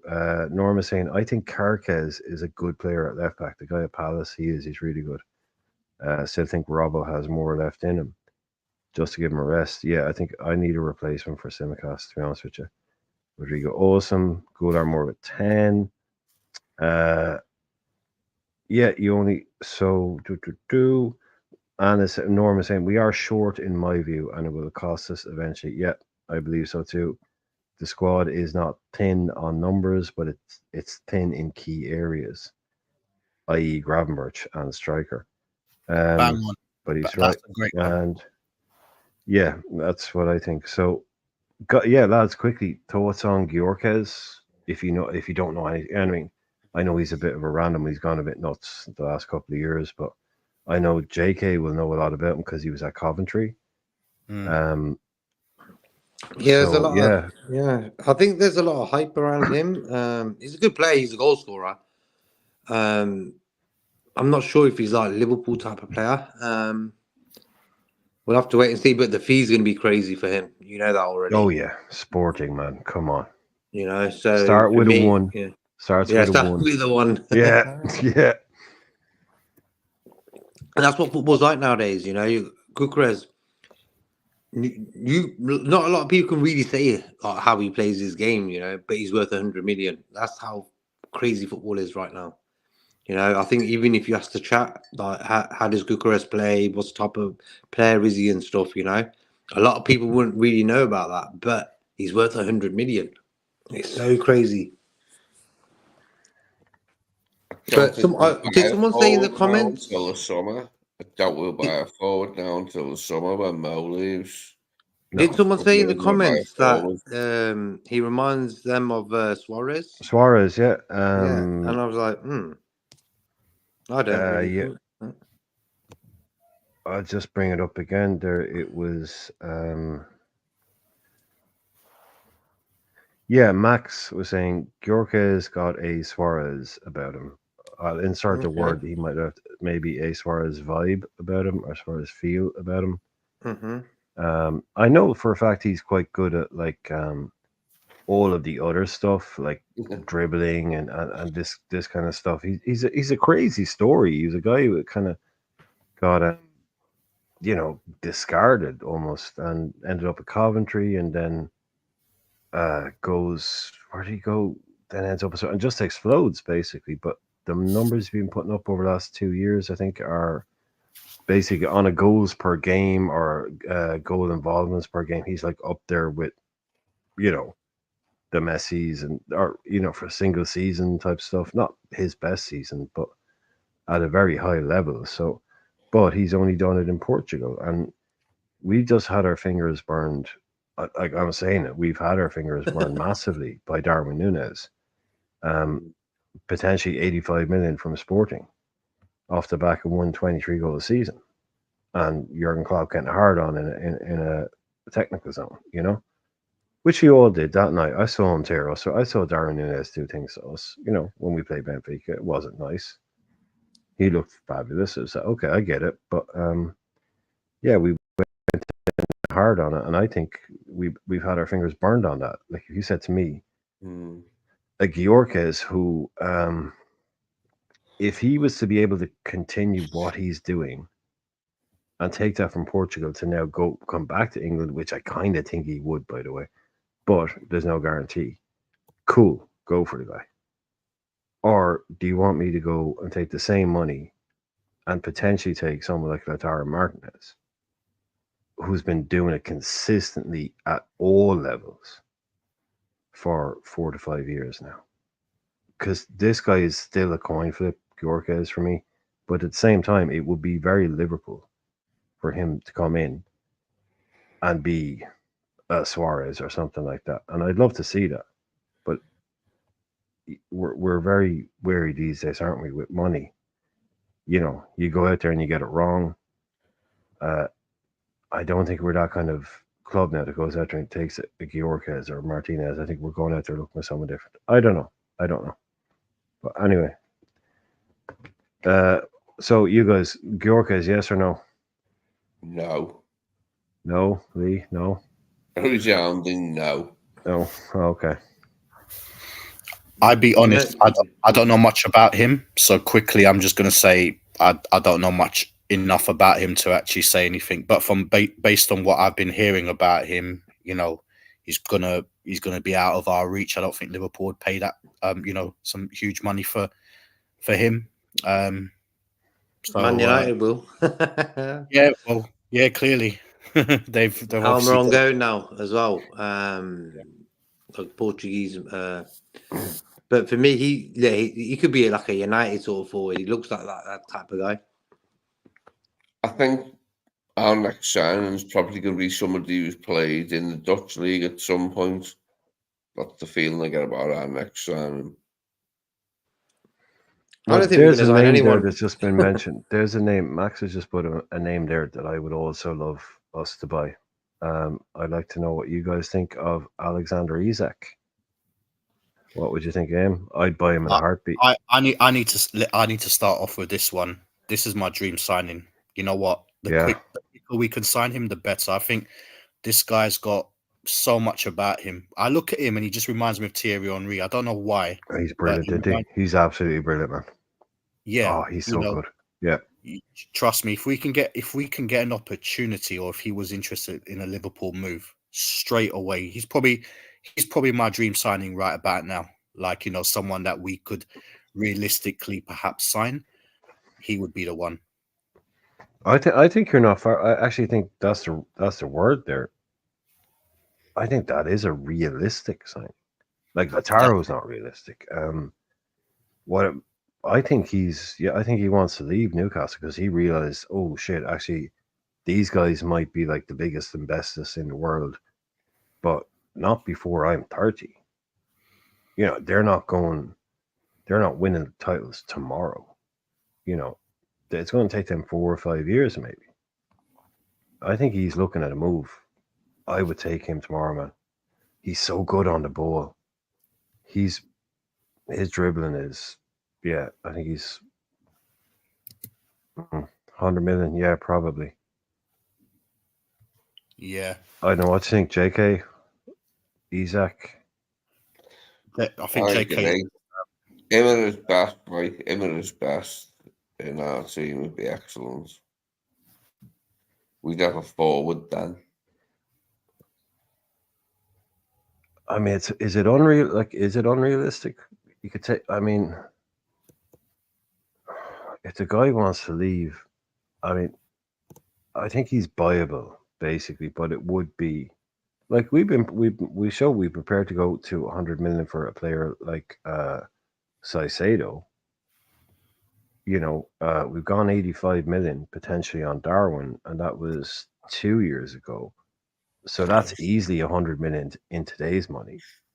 So I don't see us not being able to put down a fee like that. I don't think that's ever really been an issue for us. If it's the right player, and it's just that happens to be the most expensive player. Like, if they'll look for the right player who costs 60 if they can, cool, yeah, do that. And more often than not, you'd probably be proved right, because more often than not, these £100 million players, they usually actually don't work. Look, the likes of Griezmann, Coutinho, and all these guys. It's you know, fucking Grealish. These guys, they're never the biggest. Anthony, you know, it's the guys that cost 30, 40 million. It's like, oh, he turned out to be really good. But if it lands that the guy that they want, and the guy that all the data lines up on and all the scouting lines up on, is the £100 million guy, I don't think there's a problem writing that check. I don't know. What do you guys think? Yeah.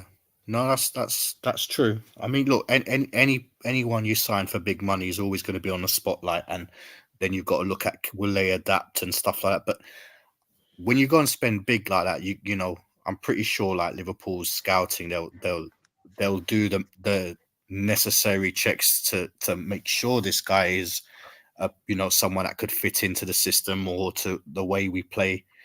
And for someone like, if we bring Isak in this, I think he's a dynamic player. He's if we lost someone like a Salah, you know what I mean, like what Salah offers us, I think Isak can do that for us. And I think it's always a risk, you know, when you spend big money on a player, but you know, that's just it. You know what I mean? Whether you sign a player of Isak's quality, or you know, you sign someone that's not known and he comes in and he does a good job. I think for me, I'm not too bothered. I think you said this yesterday at Irishman. I think you said that you're not too bothered about names on the back of the shirt, so long as they don't play. give a shit. Yeah, I think that's what it is. I think a lot of our fans, and I appreciate it, you know, everyone's got their opinions and stuff like that, but I think we just want our team to do well. You know what I mean? You know, we could go and buy a player that's like, I don't know, 30 million instead of 100 million. And this guy becomes like a Salah, for example. We bought Salah for next to nothing, 36, 37 million, something ridiculous like that. And on his, you know, in his peak, we'll sell him for 120, 200 million. You know what I mean? Andy Robbo. What could we have sold Robbo for at his peak? 70 million? Cost exactly. Nothing, peanuts. And I think, but the thing is, when I look at Liverpool, we are quite shy with. I mean, you brought some stats there, Irishman, by saying that obviously, you know, people like Nunes was bought for like 85 and stuff like that. I know, obviously, ultimately, that's what Liverpool going to pay. But I think obviously they structured that, didn't they? Like, you know, with certain performance targets and stuff like that. And if it's met them, they pay or Yes, what. 65 minimum, max 85. I think Yeah. we've paid almost all of it now.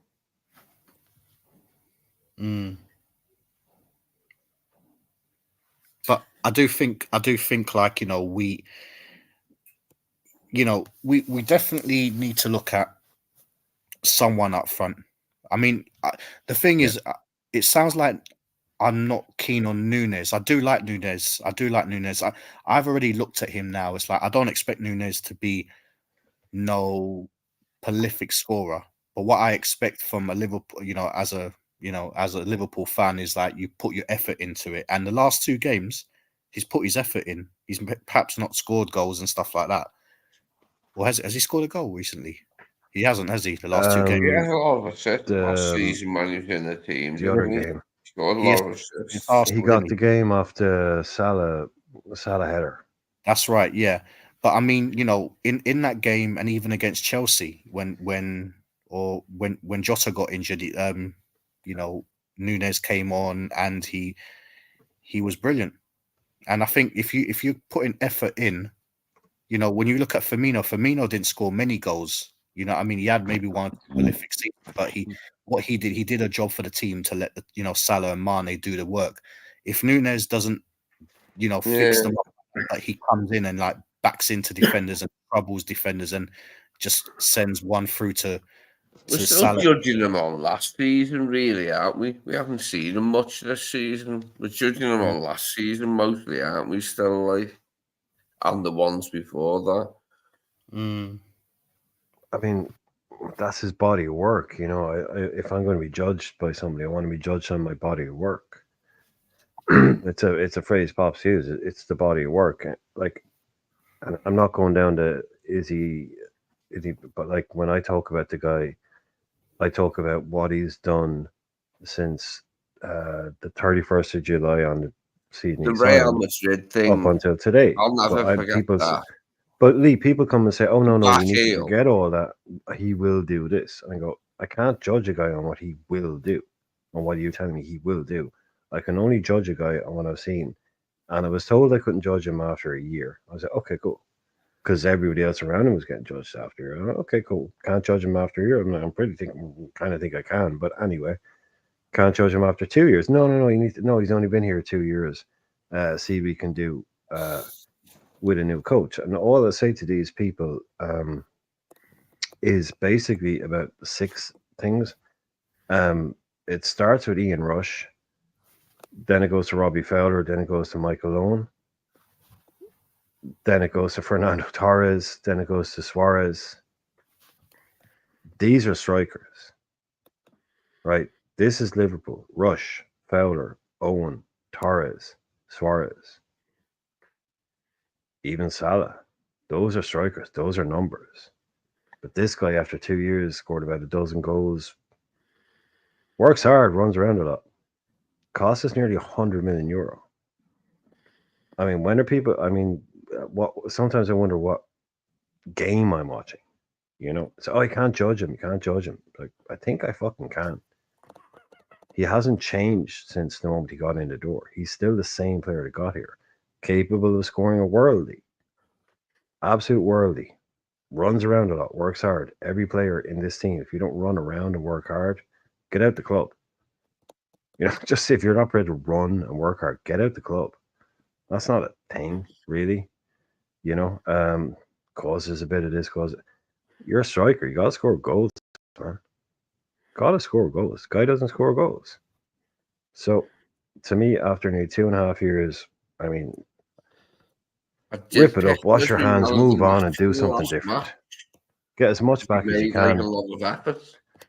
Look, get as much back as you can. He's a striker, man. He's not there to run around. He's there. Look, at the end of the day, strikers are judged on the goals they score. That's their job at the end of it. That's what they'll be judged on at the end of the day. Not, you know, when we look back at 20 years, we won't look at the amount of miles that he run, the amount of challenges he made, all that. We'll look at the goals he scored and the titles he won, because that's his job. So Right. it's not damned if you do.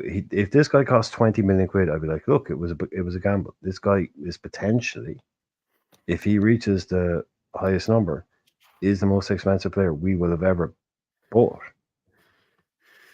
So, yeah, time to just move on. Be a big boy, club. Go. Thanks, Darwin. Didn't work out.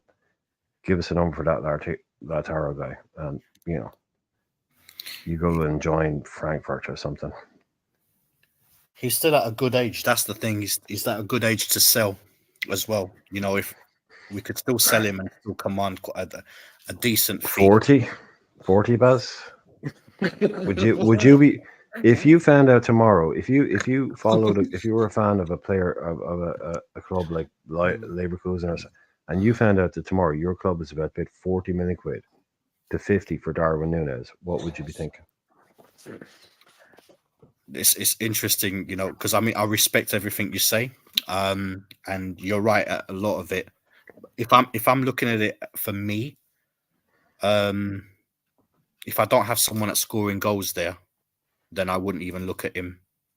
If I've got someone that's scoring goals for my team, but I need someone to bully defense or to just trouble people with the potential, or if I'm a manager that could, you know, put my arms around him and just say, look, you see, you got everything, but I need you on the training ground just to, like, you know, start playing, like, you know, start working on your shots. I think when I look at Núñez, I think I look at him and think, this boy, for some strange reason, and he's a striker, he's just very, very, he's very shy. Or if he's not shy, he's just like he gets into the box and then he doesn't know what to do. But there's I think I get exactly what you mean. When you said Yeah. shy, I went, yeah, he kind of is. There is that little, yeah, I 100% get what you mean. Yeah. The thing is, the craziest thing about it, is you see this guy. He's consistently in good positions. He never shies away. When he misses a chance, he's always back at it. Yeah, but he's just horrendous at some of his finishing. And I think this is where he just needs a manager. To answer your question, all right, I would pay 40. I would pay 40 million for him. Me being me, if I'm a Leverkusen manager, and I would put my arms around him and say, you know what, you're going to be my striker, but you know what you need to do? You need to go and see a shrink or someone like that just to help you with what's going on when you're in front of a goal, because it's not normal. Or I would just say, if I'm not going to be that ruthless to him, I just say, look, you know what, your job, all right, is to just put it into the back of the net.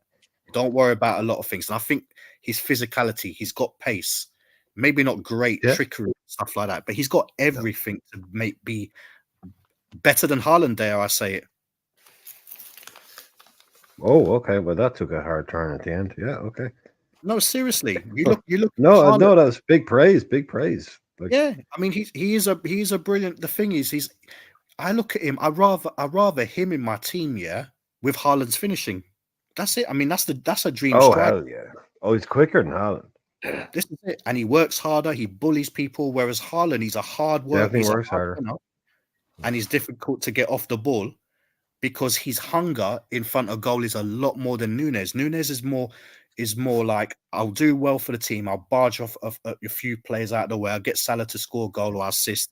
He's not ruthless enough. And I think he's not ruthless enough is because he's not confident in front of goal. And I think when he becomes confident in goal, in front of goal, this is a different striker. But I can understand what people say. Killed him was Bob. That one he killed him from the edge of the box. Who were we playing early in the season? When he got on the chance. Oh, thingy, when he cut in West Ham, I think, in the cup, wasn't it? That's one. No, was that West Ham in the cup game, wasn't it? He come in a league game and killed Bob Ryan. Look, ask me about stuff from the fucking 90s, all right? Not yesterday. No, yesterday is my blind spot. Yeah. Nolante is back. Hey, we've got loads of people. This is great, man. There's no 12th man. I think do we even need this 12th man guy? I don't think we even need this 12th man guy. We could do this stuff. Who? All night. Yeah. I don't know what you're talking about, bro. I know you and the guys. Some JK guy used to do. Yeah. American. We did get ripped off on Núñez there. That was like 85 million in our Bournemouth, Lee. Bournemouth. There's your answer. It was against Bournemouth. Mm. Max is saying. The boys are saying. Yeah. It was No. too much, wasn't it? The Nunes money. We got Oh that well, off. like yeah, no, that's the thing, Baz. Everything you're saying, like, it's all great and all that, but what I come back to is like, should that cost 85 million quid? I don't think it should. No, it I shouldn't. don't think it should. I don't think. To it be should. fair, half the players that in the world right now, they're not worth what the clubs ask for them. But because you desperately want them or you really see something in them, you just pay the money. Otherwise, you don't get the player. But you know, and it is quite a lot of money when you deep it. 85 million is quite a lot for someone, because you got to look at the resale as well.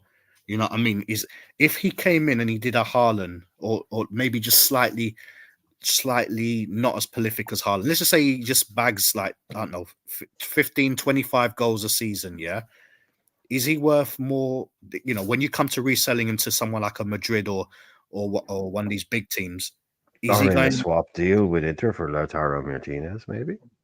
Mm, If you're interested. Sergio Inter, Aguero if you're came into out and listening, said, we'll give you 50 million for Lautaro if you're I don't know interested. if anyone pressed him for an answer, but he said, someone asked Sergio Aguero, like, will Darwin Núñez be a success in the Premier League? And he said, yes. you know, it'll in the take No, I time." just want to address He KJ. didn't even say that, but that's what I read in. He said yes. And I think at the end, there was another bit that wasn't actually there. It said, it'll take time. And I took Sergio Aguero's words for fucking gold because he scored loads in the Premier League. Yeah, well, he's not a bad guy. But But KJ that was like in the 6 chat is saying, months ago, mate. That was about 6 months ago. right, well, oh, great show. But KJ is saying we only actually paid 64 million. The rest was in add-ons, which you haven't met. We didn't pay 85 million. Emoji slapping his hand in his face. We did say that already. I said that it was 65, potentially rising to 85. Lee said I don't think we Putting would have words paid it into all, Sergio Aguero's mouth, like. but most of it would have gone. I reckon we probably paid 75 million for him now, which will make him at least a record signing equal to Virgil. So we will have paid some of those add-ons will basically have been in appearances. They won't have been on trophies. Yeah, we had to win the UCL and Darwin had to win the Ballon d'Or to meet add-ons to make. Yeah, that's 20 of the 80. That's 10 of the 20. But I guarantee you we probably played 75 for Darwin at this stage. Because they're not that stupid. If he wins the fucking Ballon d'Or and he goes to the moon and he conquers Mars, it's like, no. Appearances will come into it. 65 up front, at least 10 in add-ons at this stage. So I'm calling them 75, which makes him a record sign on a par with Virgil. So at the very least, we paid 70 million for this kid. So yeah. Robert, and a comment from Robert Maguire. Big up to you, bro. The problem for Núñez is most of our play goes to the wingers instead of putting Núñez through on goal. You're right to a point, but I mean, when he is through on goal, you just got to look at some of his finishing. Is that someone that is? He doesn't get off. It's like when you play international games, you don't get much chances. When you get a chance, you've got to make it. Got to make it count. And when I look at Núñez, it's kind of like that. He does get opportunities and he does create chances, but it's just the finishing that's just for me is a bit of a problem. But I take your point that a lot of our play does go to people like your Salahs or your Diaz's or your Gakpos and stuff, and his job potentially is now more like, what, you can't, you're struggling in front of goal, so just work with the wingers, just assist them and stuff like that, just trouble the defenders and just put it through, pretty much like what happened against Arsenal. You know what I mean? Like, he obviously didn't score in that game, but he assisted, he worked hard, he assisted Salah, and we got a point from that. So I think that's what they're looking at, and I don't know for sure what. It's still very early when you look at Slot, what he wants, because like obviously Núñez didn't start, so Jota was the main guy in the beginning of the season until he's been injured. But you're not sure what Slot wants from him. Does he rate him? That's another question.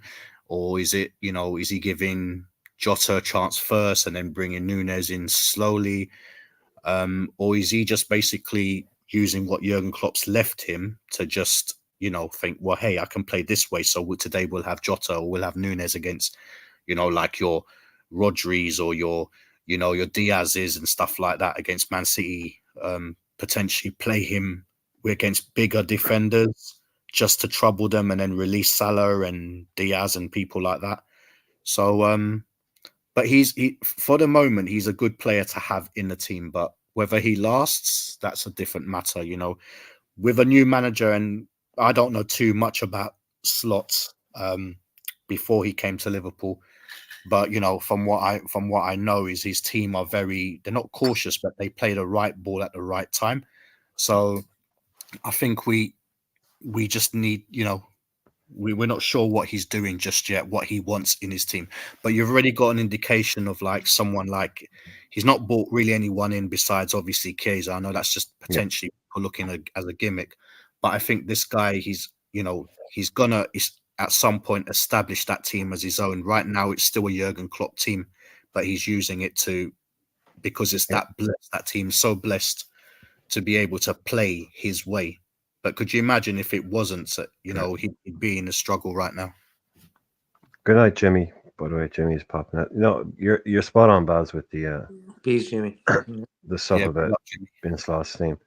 But just to what you're saying, because you're saying you don't know a lot of one quote that stood out in my mind was one I read a couple of weeks ago from someone that worked with him at Feyenoord, and it was obviously part of a large interview. But the thing was, Slot loves wingers, and it was he kind of paraphrased, but he just said Slot would always say to the scouting department, just keep buying me wingers. Now he did, don't keep me buying, but he was hoping, get me wingers. That's what I want.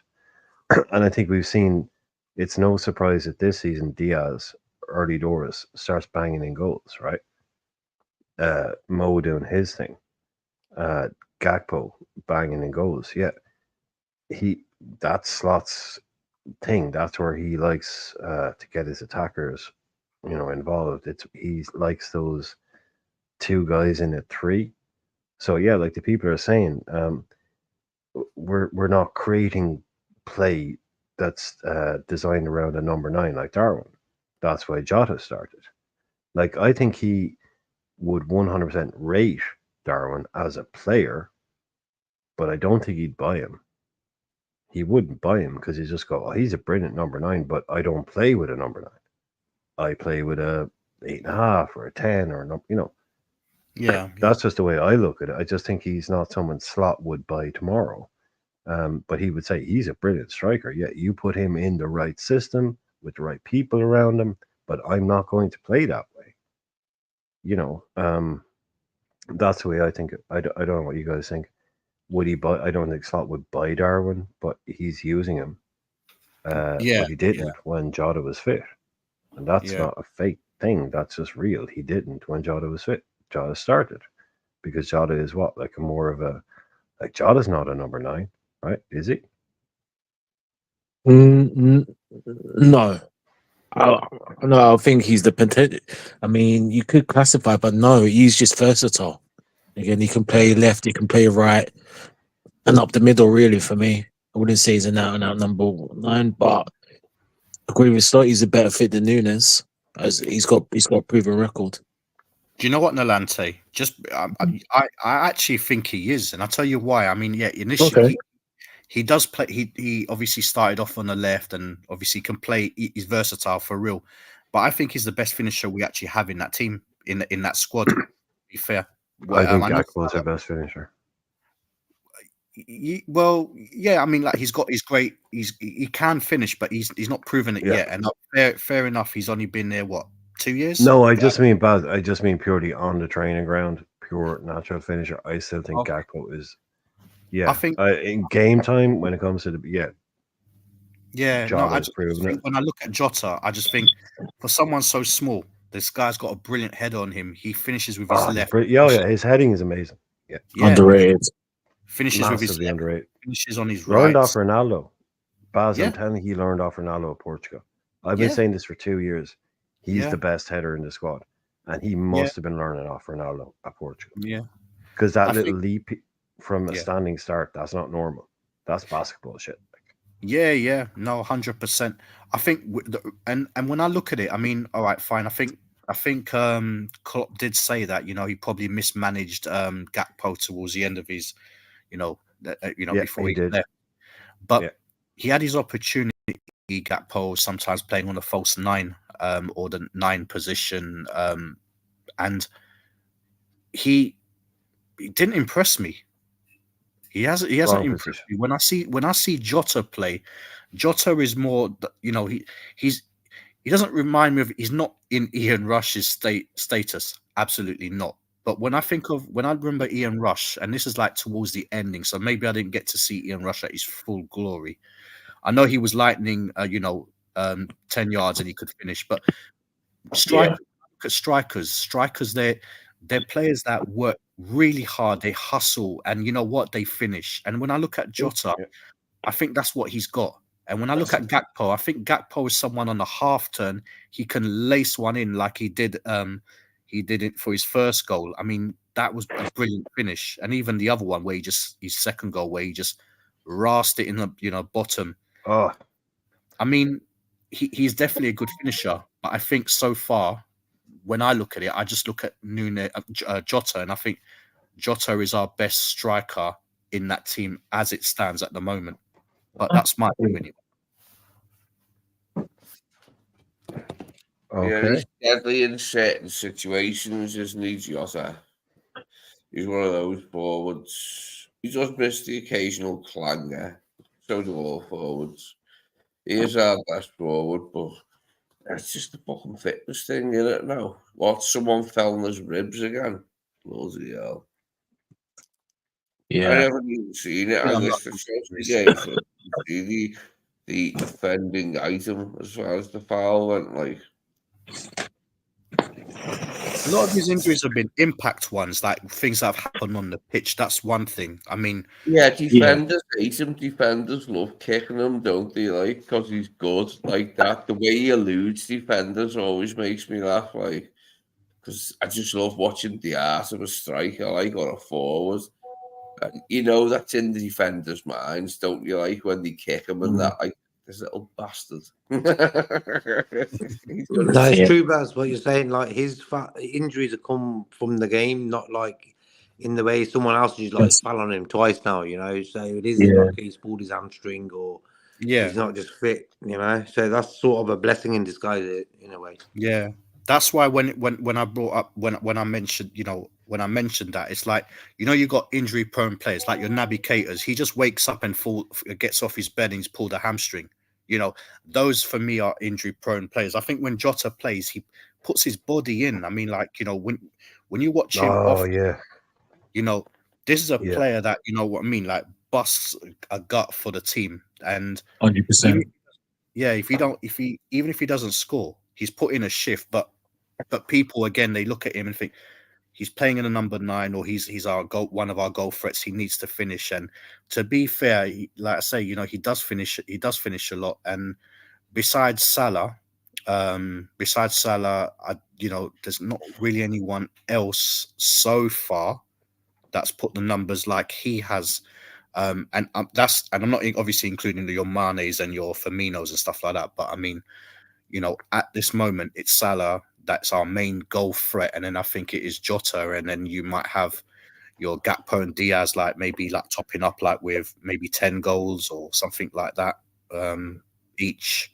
That gets us over the line. But it'd be nice to actually have like perhaps like someone like a Fowler again, or an Owen, someone that scores like your 20 odd goals a season. Oh, just an own a Ballon d'Or double golden boot winner.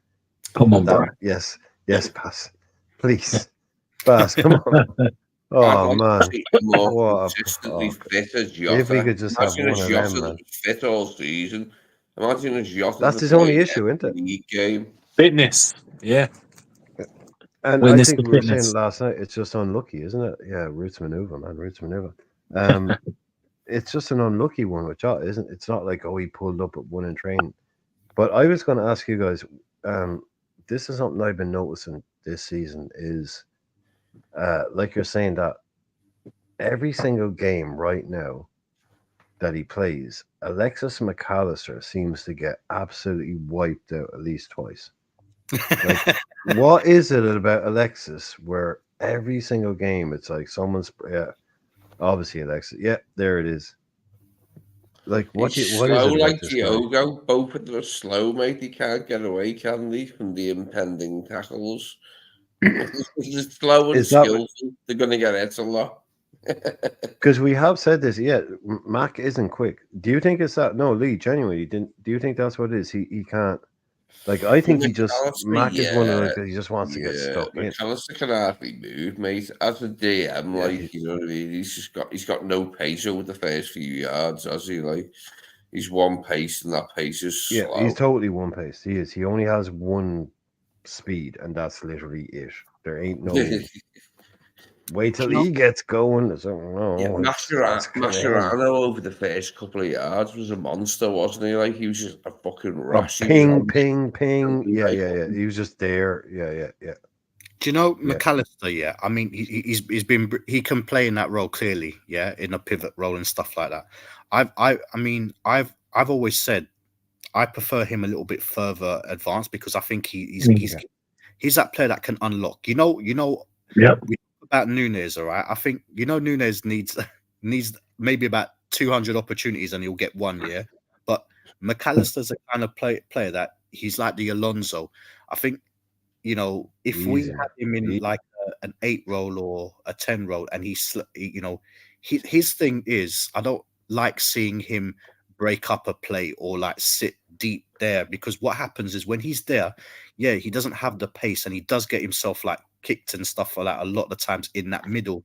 But when that deep lying midfield, but when you see him further advance, he doesn't get a lot of that because he's a player that needs space that could just thread a ball. And when he's in there, like defending an attack from the opposition, it's vigorous. And then he's going to get himself kicked, and then I see him drop all the time. And he's quite small. But if he's playing in like an 8 or something like that, he's got more room around him where there's no challenges. There's no one that's going to try to win the ball off him there. You know what I mean? He could just slot one in. And I think the role that he plays is where he does pick up these clartings from different players. But I think if you played him in a Szoboszlai role, for example, he won't get as hit as often. One of my things about him is when he does play in a more advanced role, he's got that defensive thing in his mind, hasn't he? He knows like how to close players down and take the ball if he can when he's in an advanced position. So that's why I just see play forward more. His first time passing from midfield is excellent, I think. I don't. Nolante, would you rather see Mac? Because this is one actually I've been because Brighton always use Mac in a 10 if they could. They use him in a 10 and an 8 and a 6. Yeah. Right. Yeah. Basically, what would happen was Mac would play in the 6 if their 6th guy was injured. But if they had the players that they wanted, they would put him as far forward as possible. And McAllister was at his best for them further up. So would you like to see him in that 10 role for us? And maybe somebody comes in and Dom is the one that loses out. What do you think about that? Bro, you know my answer. You can answer it for me. Well, for those of us who are virgins, all right, for the newbies in the chat, the people that don't know. All right, so anyone new to the 12 Man podcast, it's hosted by Brian. This 12 Man, and I'm only kidding. But seriously, your question to look, it's just pretty damn straight. McAllister, he's our best 10, and he needs to play the 10. And what I would do with Dom, as much as a lot of us, we don't want him up there, don't push him back. Let him do the pivot with Gravenberch, because Dom's capabilities, he could play the role. No, it's not his favourite, but he could do the role better than McAllister, in my opinion, in terms of his work rate, his intensity, and that side. and then there you have it. A problem solved until we get whoever we want to get to for that DM role to come in or cover alongside Gravenberch. Pretty simple. Yeah, I know, man. I think Yeah. it kind of speaks for itself. I mean, It's if a you want new to world, isn't it? The world of potential signings. It's a new world since Slot took over. You thought you could identify signings that will play good in a slot team, in a Klopp team, but can you identify players that will play good in a slot team? Don't know.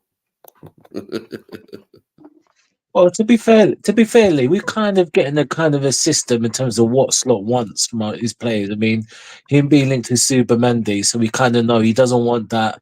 Which I do feel for him. Though I've never rated Endo, he doesn't want that ball tackling, rough and tough, get stuck in kind of play. He wants someone that can nick the ball and lay it off and play. So he's looking for them controlling type of players with a bit of pace Yeah. on the wings. I think we're getting some kind of understanding, and I think up front, if he could mix Nunes and Jota together, he would. If I'm honest, Oh yeah. yeah. Like, does anybody in the chat or anybody in the in on the panel? I know he had him. I know he had Jimenez, the Mexican guy, Oh at yes, Feyenoord, who was his central. He played like same way. He played with three, but his Nunes or his Jota at Feyenoord was that guy Jimenez, right? Maybe like him and So what kind of player was he more of a Nunes? Was he more of a Jota? Does any? Because I don't really know. I mean, was he more of an Jimenez, nine or it's a good comparison, that, Brian. Jimenez and Nunes, that is a good comparison. Yeah, Jimenez, from what I saw from him last season, he's more like a Nunes, but again, because it's the Dutch league, who's more ruthless. Yeah. So you could say a little bit of the Jotas, but his gameplay for me was more of a Nunes, but he just got the goals. That was it, really. And goals, we know what goals do. So yeah. Well, goals is currency, dude. I mean, Yeah. Are you going to tell me that this guy, that Jimenez, let's just say he scored whatever, right? Are you going to tell me, oh, but he didn't work hard? Is that what we're going to hear? That he didn't cover ground. Oh, he only scored. Dude, come on. If you can tell me that we can bring in a guy, because what fans sometimes get into a funk, I think, is they realize, or they forget to realize, that there's something else. And as soon as somebody comes in, it's like, oh right, shit, this is what it's like when a striker scores goals. It's like, oh, we were confusing ourselves. Basically, it's like, you can actually have these guys. His running stats are up there. His duels are up there. His this is up there. But guess what? He scored 15 goals this season. He scored 20 goals. He scored 25 the next season. This is, there seems to be this separation that with Darwin, it's like, oh, well, if you sold him, you'd have to get a striker who would just stand there and do nothing. Do you want one of them? No, man. We're not buying a Balotelli that just stood around and literally ran half a kilometer in 90 minutes in one game. Guy that just, it's crazy. There's got to be, and I don't think Slot will be looking at Darwin as our mate. I think Jota's injury record, Darwin's scoring record, Mo out of contract. There's a lot of, in the next 2 years, I think we're going to see huge change. In 3 years' time, we could be looking at a Liverpool first team with 6 different players in it, easily, especially if Trent leaves. Yeah. If Trent and Mo run their contracts down, Yeah. and Nunes you could be easily looking at in a very short period of time. So I think what Lee is asking for is new signings. Yeah. I don't think it'll happen immediately, but in a very short period of time, we'd be looking back and go, damn, he's gone. Because we're talking about Klopp teams, right? Slobber's Two like could make the Gravenberch difference and Mac only between played a 1 good year under Klopp. season and a nearly season. Yeah, like you got the Salah, the Trent, the Robbo, Virgil, all their life at Liverpool under Klopp. Mac, Sabo, Gravenberch, to a degree, Gakpo, 1 year under Klopp. They haven't been indoctrinated into this Klopp only system, So there's Yeah, enough but players that's there. like I always say, like now is now, and at the moment we're sort of in a situation where we've got the attackers to win a Premier League title. What the future brings is what the future brings. It's Yeah. like if Darwin scores 25 this season, I'm not sure it's going to happen, but if he does, he's the number one guy next season. In the league. Yeah, I'm just saying. For example, imagine he scores a hat trick tomorrow. That's just probably saying. one a game for the next 20. Okay. Just imagine, like you Yeah, never know what's going to that'd happen be tomorrow. wild if it worked. Yeah. Like, but for me, Darwin the other day, like he started the last 2 games. He got an assist and a goal in both games. I always say sometimes I think it's what the cooks bring to the table, and what he's doing is he's concentrated on his all-round gameplay since he's come to Liverpool in the last year. I would say his all-round gameplay is much better. I think his goal scoring has suffered to an extent, but we know he can finish. That Brentford finish, when Jota gave him that assist, like the best assist ever from that header. Them type of finishes is what he's all about, and I think sometimes when you that feel makes pressure, it even you can't harder. pull them sort of things off. Yeah, when you know And a forward but can let me finish, finish Lee. 1 like second, that, mate. but they only do it twice a season. That's when it Hang on, stings. Lee. Just give me a second. 1 second, Lee. And I just feel sometimes us fans need to look forward and positively instead of thinking, imagine this happens and this happens. I just believe football is a game where you can't really predict, and you can. Like if you go to the bookies, you can do it and stuff. But I think when it concerns players, like Kwanzaa was getting so much praise and stuff like that, and all of a sudden everyone's sort of taking the rip out of him.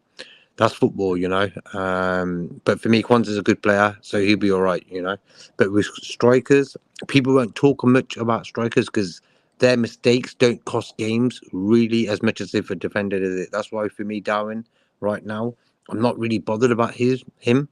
As long as he comes in and puts something on the table, I'm happy with that for this season because I think we can win the Premier League with Jota and Darwin up top if they stay fit. That's the main thing, And then the future Salah, yeah, he will leave one day for sure. So we've got to replace him. And that, for me, I hope they've already got someone lined up, but you never know. Baz is going to jump off. Bless, Baz. Nice having you on, bro. Nice one, Baz. Yeah, guys, honestly, absolute legend, man. You're an absolute legend, man. Thanks for coming Yes. on. I know it's not Wish easy, you well, bro. but you're more than welcome anytime, any fucking time, man. Thank you so much. Yeah. Just send me a link, and if I'm able to, I definitely will. But yeah, pleasure as always, guys, and people in the chat. Just smash the like, please, and support these lads and these legends, man, on your screen. Nice one, Buzz. Have you got a quick question before you go? Have you got a prediction for tomorrow and the goal scorers? Yeah, give us a score prediction for tomorrow, Baz. Yeah, definitely. I think you'll get it right, bro. Come on. I think it's not going to be easy. They never make it easy, Brighton. They're a good team. For some reason, I think I've got a 2-0 or 2-1. You know what? I'm actually going to go. I'm going to go 2-0. I think Van Dijk and Ibu and Trent will be back and stuff. And I think they'll defend it really well. So, and I'm not sure about their firepower up front. That Pedro, I don't think he's playing. But Adingra really impressed me. Obviously the other day for them, they had not a threat, but I think it's got Danny Welbeck. But Danny Welbeck, Danny Welbeck scores a goal against us. Do you know what? 2-1. I think it'll be 2-1. I think we'll win this one, but it won't be an easy game. I think more or less we get it done. No, I think you kind of have to give them a goal, don't you? And Lee has popped off as well. So, Quasi, if you want to jump in, let us know. Put a link in the chat, and get to to put you in the show. But Baz, I'd go with yours. I don't see us stopping them scoring. There are too many good players, but I see us winning So yeah, 2-1, 3-1 sounds about Yeah. right to me. Yeah, I think 2-1. I wouldn't, even if it's 3-1, Yeah. it would. As long I as you think. win, innit? That's the main thing.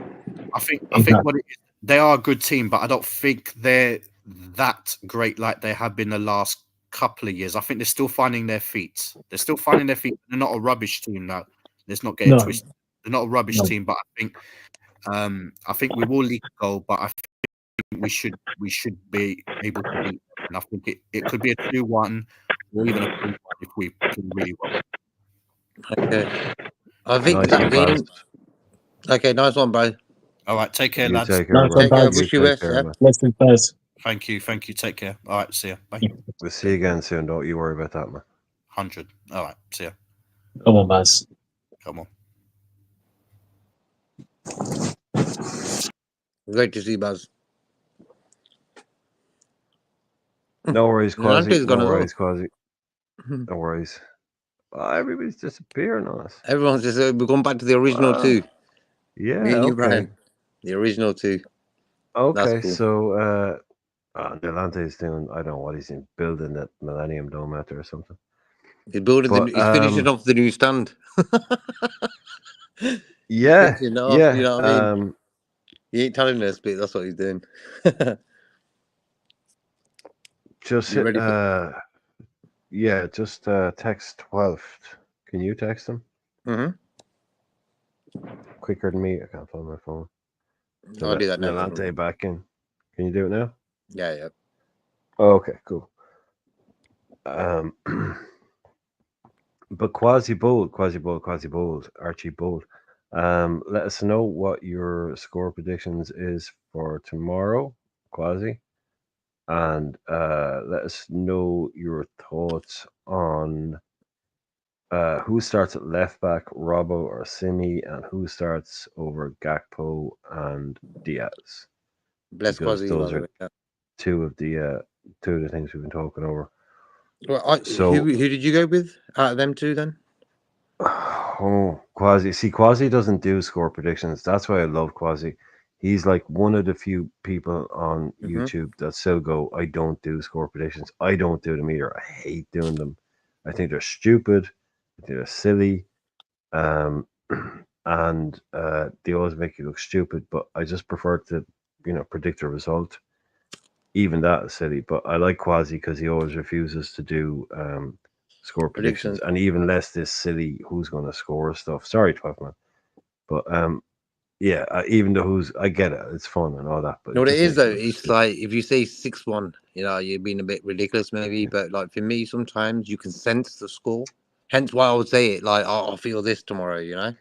I don't really I would never predict. I would never gamble on Liverpool. I've never placed a bet on Liverpool ever. So for me, doing predictions is like you feel like an energy. It's going to be this tomorrow. So yeah. Well, Quasi is got. Aunt, how you doing, man? Aunt, how are you, my friend? Who's that? Oh, that's 12. It sounds like he's in a washing machine. That's 12. Yeah. Oh, that's 12. Boom. That's live and direct. That works. That's like Narante's phone is like, you want? Narante hears Wow. the music. He's like, I'm going. I want to be. 12's having a He's good got- time. 12. Just dropping a little tune there, 12. DJ Cheers, 12. Appreciate it, yeah. Nice. Big up, and 12's in the dishwasher. He's just doing some dishes. Hey, bro, that sounded like a foundry, that did. Oh, 12's just having a good time as well. It's on skid. All I think these he's people probably in Scottsdale, man. You think they're all these old rich people? They're not, man. They're all off their playing heads. golf, Listen yeah. to industrial Maybe. noise. Do you remember Scottsdale on Tiger Woods Golf on PlayStation? Tiger Woods is Do I Scottsdale was remember it, man? I played about it. I love Tiger Woods Golf. Thousands What of a hours game. on that. That is for me probably the best game ever on. Oh, without a doubt, it's the best game ever. I Just shut still the love fuck it. up. It's the best game ever. Tiger Woods on PlayStation. Marathon, 24-hour sessions, man. Me and one of my mates used to doing that. Oh, the amount of weed. We used to have about 5 of us doing rounds. Oh, Jesus, man. We'd just be there, like, shut the door, seeing about 18 hours. Yeah, crazy shit, man. Crazy shit. Liverpool 3, Brighton 2. Too much fun out at PSP, but Quasi, yeah, Pebble Beach. Oh man, I'm gonna play Pebble Tiger Beach. Woods. Pebble Beach. Yeah, I Well, mean around like kind of 2010ish, maybe. I'm not sure. Mhm. Like, do you remember when they got super complicated? Like, there was a point when it was just perfect, and then they'd release a new one every year, and they just made like usually the putting would get really complicated, but they had a kind of yeah, I know some of these days are like, but oh man, yeah, Pebble Beach. I always love playing Pebble Beach. Augusta as well. Augusta as well. Whoa. Yeah, but they couldn't And license Augusta, man. They couldn't license Augusta for years. yeah, and They do couldn't. you remember Yeah, on Augusta they had what's that? Something corner. There's a par three. Amen corner. Hey, Amen. bar. Oh, I used to love doing that hole. What a hole that was. yeah. Well, Amen corner is like that tree hole. It's I think Amen corner is like 14, 15, 16. The 16 is the par three. Then 17 is a par. Well, no, 17 I think is par five, and then 18 is the dogleg left par four. Mm-hmm. But Amen corner is that tree. I think it's 14, 15, 16. I think 16 is that par three onto the island where it's just straight over. So every either go into water, or you go close. Sawgrass was the one. I used to love Yeah, Sawgrass. yeah, TPC Sawgrass was it? I think. Yeah, they're all the park, but then you had like the links courses, which were different gravy. I grew up on links over Oh, here. yeah, yeah, yeah. So the Parkland American courses, but the links courses, it's like a different game. But It is. It's more open. The course is more sort of open with links courses. links do you put the wind up to full strength, 40 mile an hour off the left. Rain. That's links fucking golf, man. Hit it low. Okay, Reddit, we'll stop talking about. Okay, question for Brian: would you swap Nunez for Havertz?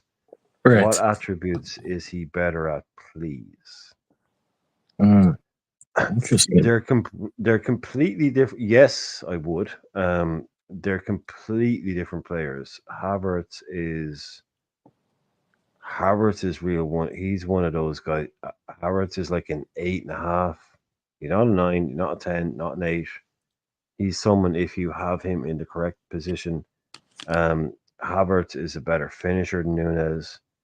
He's got a better first touch. He's physically just as strong. He's just quick. Um, but Havertz is quite like Firmino in terms of what his best position is, what his best role is. If you look at his last season at Leverkusen, his last 18 months, 2 years at Leverkusen, look at the position that he played in then. Look at how he excelled in that position, which was he was breaking from a midfield three, breaking from a midfield role. He wasn't playing as a striker. He won the Champions League for Chelsea. He scored the winning goal in a 1-0 win. He's cold. He's got a lot of attributes that all the top strikers have. He's not as number 90 as Darwin is. He's definitely not clever, but my point with Darwin has always been and will always be that it really doesn't matter what he can do physically. He lacks football IQ, and that to me is glaringly obvious that Darwin Núñez lacks football IQ.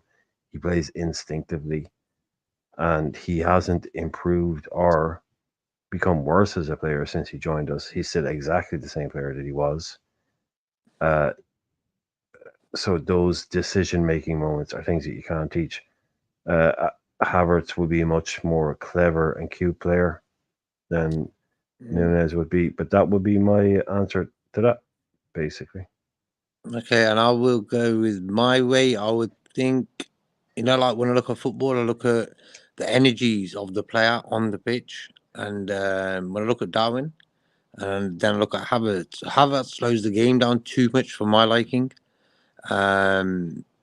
he's very sort of like Palmer as well. They sort of slow the game down, where Darwin is full pelt, and that's what I like in my number 9 sort of strikers who's playing forward. I don't like them ones who slow it down, and I think Havertz is that type of guy. Touch wise, he's great. He was great at Leverkusen. I just feel he isn't the type of player I would want at Liverpool. I did that when he was at Leverkusen. I think ever since he's come to England, he hasn't been great. He was only great at the end of last season for Arsenal, and since then he's been good. So within how many years has he been in But London? would you agree that he's not a number 9 though? No, I wouldn't 'Cause say he's a number that's 9. he's not a 9. Like Darwin is an out and out number 9. Number 9, yeah, and that's what I mean. Yeah, So and when you got a guy Havertz who's playing, absolutely is not that. So I don't think it's fair to compare them from the off. Is what I'm saying. yeah, but they're playing the position the same. They're playing Yeah, up yeah, top true, in the true. middle. So that's why I can sort of compare them. I just like the Darwin sort of striker. You don't know what you're going to get with Darwin. That's what I like about him sometimes. He isn't predictable, where Havertz is sort of predictable. And that's why I think Darwin can be a good player, because he's so unpredictable. He didn't even know what the fuck he's doing sometimes. You know what I mean? So Yeah. that's what I like about football sometimes, where you don't know what you're going to get from him. He's that one. He's one guy. Trent's that guy. Thiago, Bajcetic, them type of players. You know, you don't know what you're gonna get, but you know they're good. So that's why I'm pretty okay with Darwin. Like, you've seen glimpses of. Look at his goal against. Was it Palace? Or was it Brentford or Palace, where he sort of scored from the outside of the box? I think it was Brentford. Oh, Bournemouth. Was it Bournemouth away? Wasn't it? Yeah, Yeah. Bournemouth away. Yeah. What a goal, bro! Like, people forget about that. That was a strike, you know. Well, I think like football, Robert is saying, there Darwin scores great goals. So, do you want a scorer of great goals, or do you want a great goal scorer? yeah, but when I just want a guy that Havertz, gets me 18 a season. isn't All I both. want is 18 a season, dude. That's all I want. That's I what just I want want. 18 to 20 Yeah. goals a season. That's all I want. I don't care about. I don't care Okay. about all the other crap. Let's look at it in this way. When you look at Jota, he hasn't been starting the last few games. Darwin has. Darwin sort of offered something to the table. 1 goal, 1 assist. I just want to see tomorrow him going for 2 goals. If you understand my point.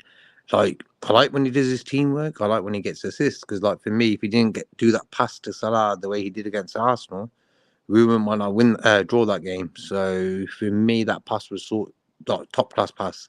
It was just perfect for Salah to slot in. Weird body shape he had at the time. So for me, he wasn't thinking selfish in that position. He could have shot, bro. Darwin. And then when we got through, when Trent played that ball to him, Darwin was like going through on goal. He could have thought, you know what, I can get Liverpool back on level terms if I just bang it in from here.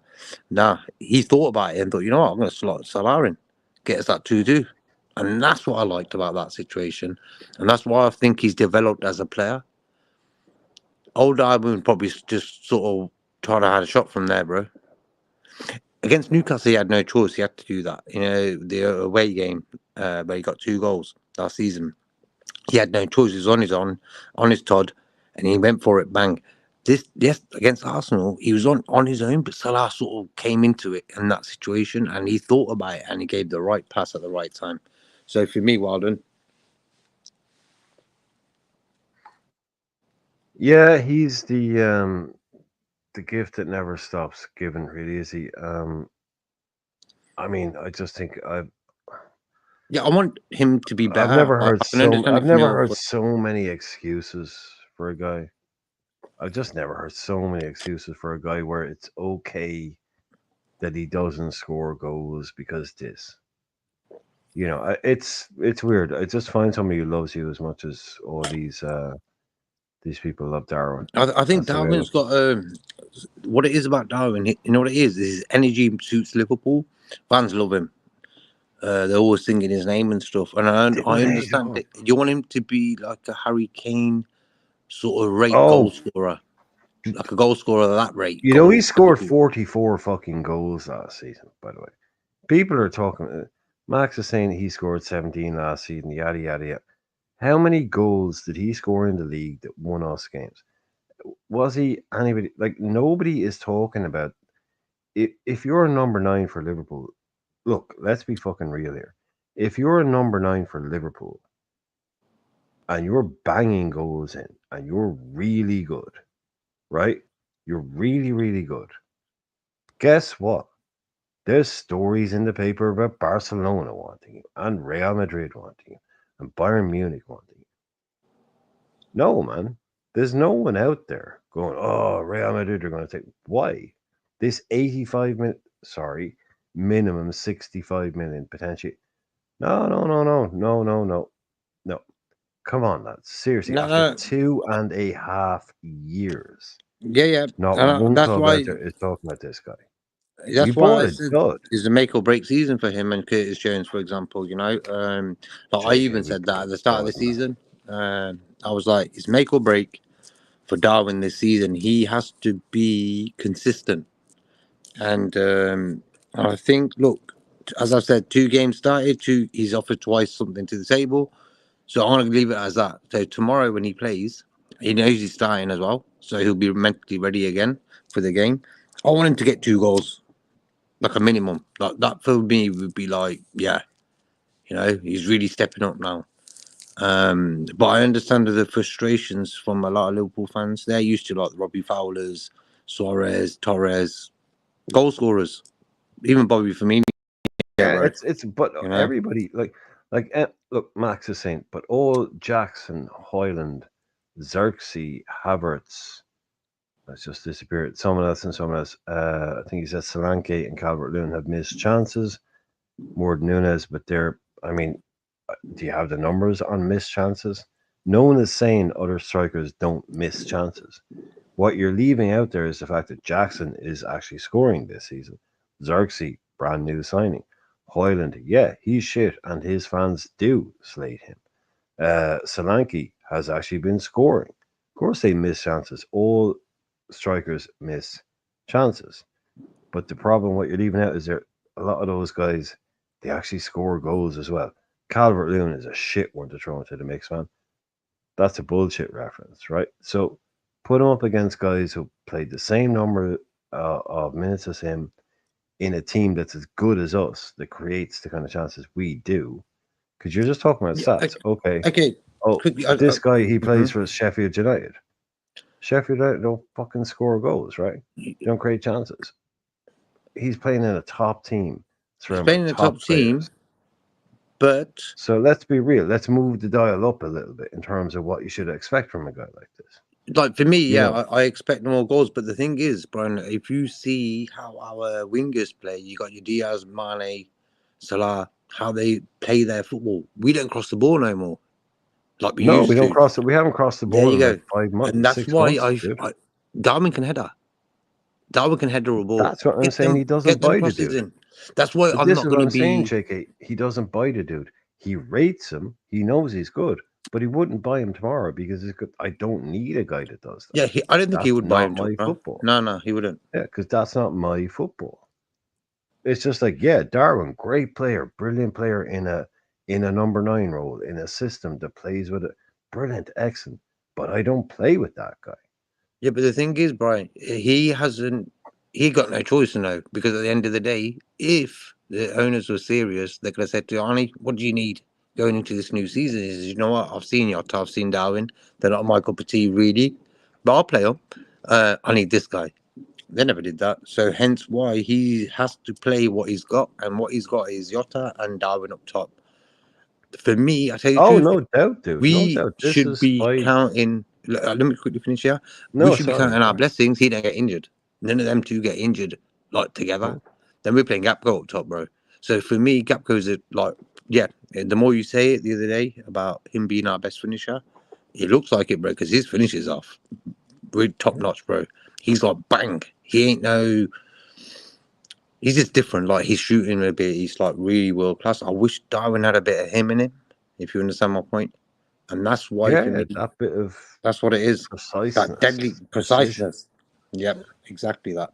Find the bottom corner, dude. Just find Yep, it, man. That's what Gakpo does. He finds that corner he does. all the time, all the fucking time. No, I was just saying, like what you're saying. We're so lucky.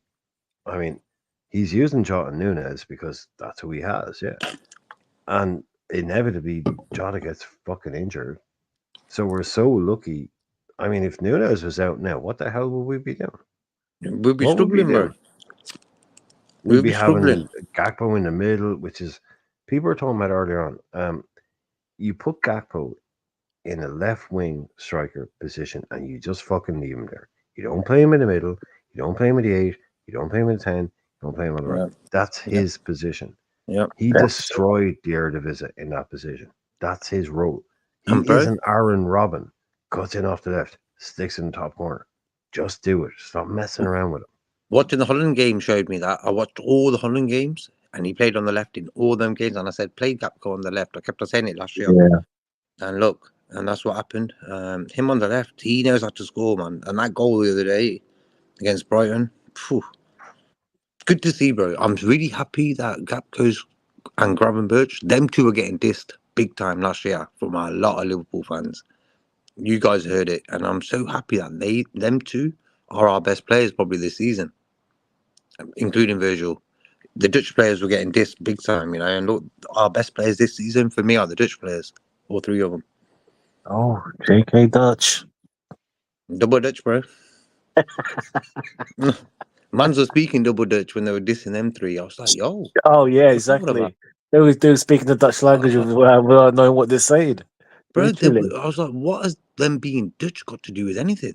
You know, Nothing, man. Johan Cruyff was Dutch, and he was the best player in the world. So, Yeah. Ruud Gullit, Van Basten, like all these big names. Basten, Coleman, yeah. Top players come from Holland. That's why I don't understand why people have to even mention that. I actually remember the old days of Holland when they were called Holland, not Netherlands. They used to wear them orange kits with I think it was white shorts and stuff. Oh, we used to love Euro watching 88 kit. Oh, that Euro Euro 88. Oh yeah. They were the days. Right, they were the days. Oh, Rijkaard, what a player he was. Yeah. Slept on. Quality, man. And the DeVore brothers. The DeVore brothers, which on the wing. Yeah. And look, for me, Virgil van Dijk was like best player in the world when he had that Ballon d'Or, him, Ronaldo, Messi. So they had a Dutch defender going up against them two. Come on. I've never seen an English defender go up against them two. John Stones going up against them two? No. Virgil van Dijk, a Dutch player. There you go. That's why I'm so happy with Gapco's form and Gravenberch's form this season. It's like so many people, like they don't even know what they said. It's like we've had live shows with a few guys on there with Holland players. Them two are donkeys. Get rid of them. All due respect, JK. Like I said, I mean, it's Spain, but some of these guys they don't know ball, man. They don't know ball. Simple. They don't know ball, JK, innit? And it was the same thing I was saying about the whole Kwanzaa thing. You do gotta call it out, and I'll say something. Yeah, Brian. Listen, I'm ruthless, and I'll quote contents, and I'm gonna go even further, man. I remember people like Monts on this show who was calling out Gravenberch. Oh, this and that, he's dead. Oh, he's dead. Dom Hassan with Diaz. Oh, I mean, what he called him was I mean, I won't repeat disgusting it. Bullshit. Outrageous. Yeah. But these men are doing context and saying that these are the brothers that get fused and like saying, this and that. And like I said, look, I remember I was watching one of the shows with Monts, and listen, I'm older than him, and he was saying, I'll pace this person on the footballer. Listen, man, me at my age, Mark Monts at the game. I'll finish him up. I'll eat him for breakfast. You know what I mean? And it's just some of these contenters. That's what I'm saying. Like, yeah, you can have your opinions, but just like you don't know ball if you're saying stuff like that. In regards to JK, what he's saying, he's even like Gravenberch. Look, Ajax, he was balling out. He was rated by a whole lot of clubs wanted him. I think he was up there. I think from what I remember when he's at Ajax, I think that he was the top 10 in terms of the Golden Boy, that under 21 best players in the world. He was up there, I remember. And obviously he went to that shit. Yeah, total Brian. Shit. Yeah, exactly. Yeah. And then what? He went to Brighton, and he never got a chance. I think who was it? Under Nagelsmann and even Tuchel. He hardly played it, so you can't really judge him. Yeah, bad move. Yeah, exactly. So you can't say he's a rubbish player, just like Salah and KDB. They didn't get chances to play one game, so you can't know. You don't know. And then obviously he came to us, Klopp. I was so glad to to buy him. Honestly, I've always wanted him at Liverpool. Although at the time I was thinking we need a proper DM, and obviously Endo came, so it is what it is. And then Okay. last season, look, let's just face it. Last season, yes, at times he struggled with. Not, I wouldn't say the intensity of the game, but it's just 50-50s. He was a bit weak with it, so you could improve on that. But he still had some good games. People just sleep on it, and he scored a few goals. He did. But people, again, they forget about that. They focus on the negative more than the positive. And yeah, he didn't start that much games. And yeah, he had some bad games. Don't get me wrong. But he had some good games. I forgot. But again, these creators were calling him out and saying, we need to get rid of him, or I'm not sure about him. And then next season, you're just I'll refrain from using certain languages, but they're just kissing ass and that. Yeah, man, it's just like JK said, and you as well, Brian. The chat, obviously some of your ball, you're very knowledgeable crowd. It's just pathetic, if I'm honest. But it is what it is. You can't stop people doing that, innit? They're going to be more of these content creators will do the same, but it is what it is, man. But we're just happy, man. We're just happy they're born in that, and long may it That's continue. like, you know what it is? I always say that the players know before us that they're fucked up or they're not playing Yeah, great or whatever. exactly. We don't need to tell them. We don't need to say Yeah, anything about exactly. that. Yeah, Exactly. exactly. Yeah, Simple as. yeah. Like, for Nobody me, I needs will to tell a highlight. player they had a bad game. That guy Yeah. is there. Yeah. Yeah, exactly. Exactly, yeah. But No, go again, ahead, JK. Yeah, go ahead, JK. yeah, go on. Yeah, JK. No, I Sorry. was just gonna say, like, Konza the other day, he knew he had a really bad game. Oh yeah, Like, yeah. You look at and the I face heard there. he was getting some sort of stress from social media and stuff. Like, for Oh me, I god, just pathetic. like for me, you don't do that. Even Yeah, someone just just wrote in the pathetic. comments there. Where is it? 1 second. Proper fans, red armchair supporter. Proper fans don't call their own teammates, players, vicious names. Exactly. Simple as that. Guy knows himself he messed up. We don't need to tell the brother. We Oh, know, lads, if we go out on a five-a-side pitch and we play a bad pass, we know. You don't need, like, even us as idiots, like, nobody needs someone to tell them they fucked up in the game of football. The last thing you need is, oh, did I? Oh, Johnny Be Good 2024 Twitter just told me you had a bad game. Oh, okay, I thought I had a good game. No, and these boys are the first one walking off the pitch going, and they're probably their biggest, like, self-critics.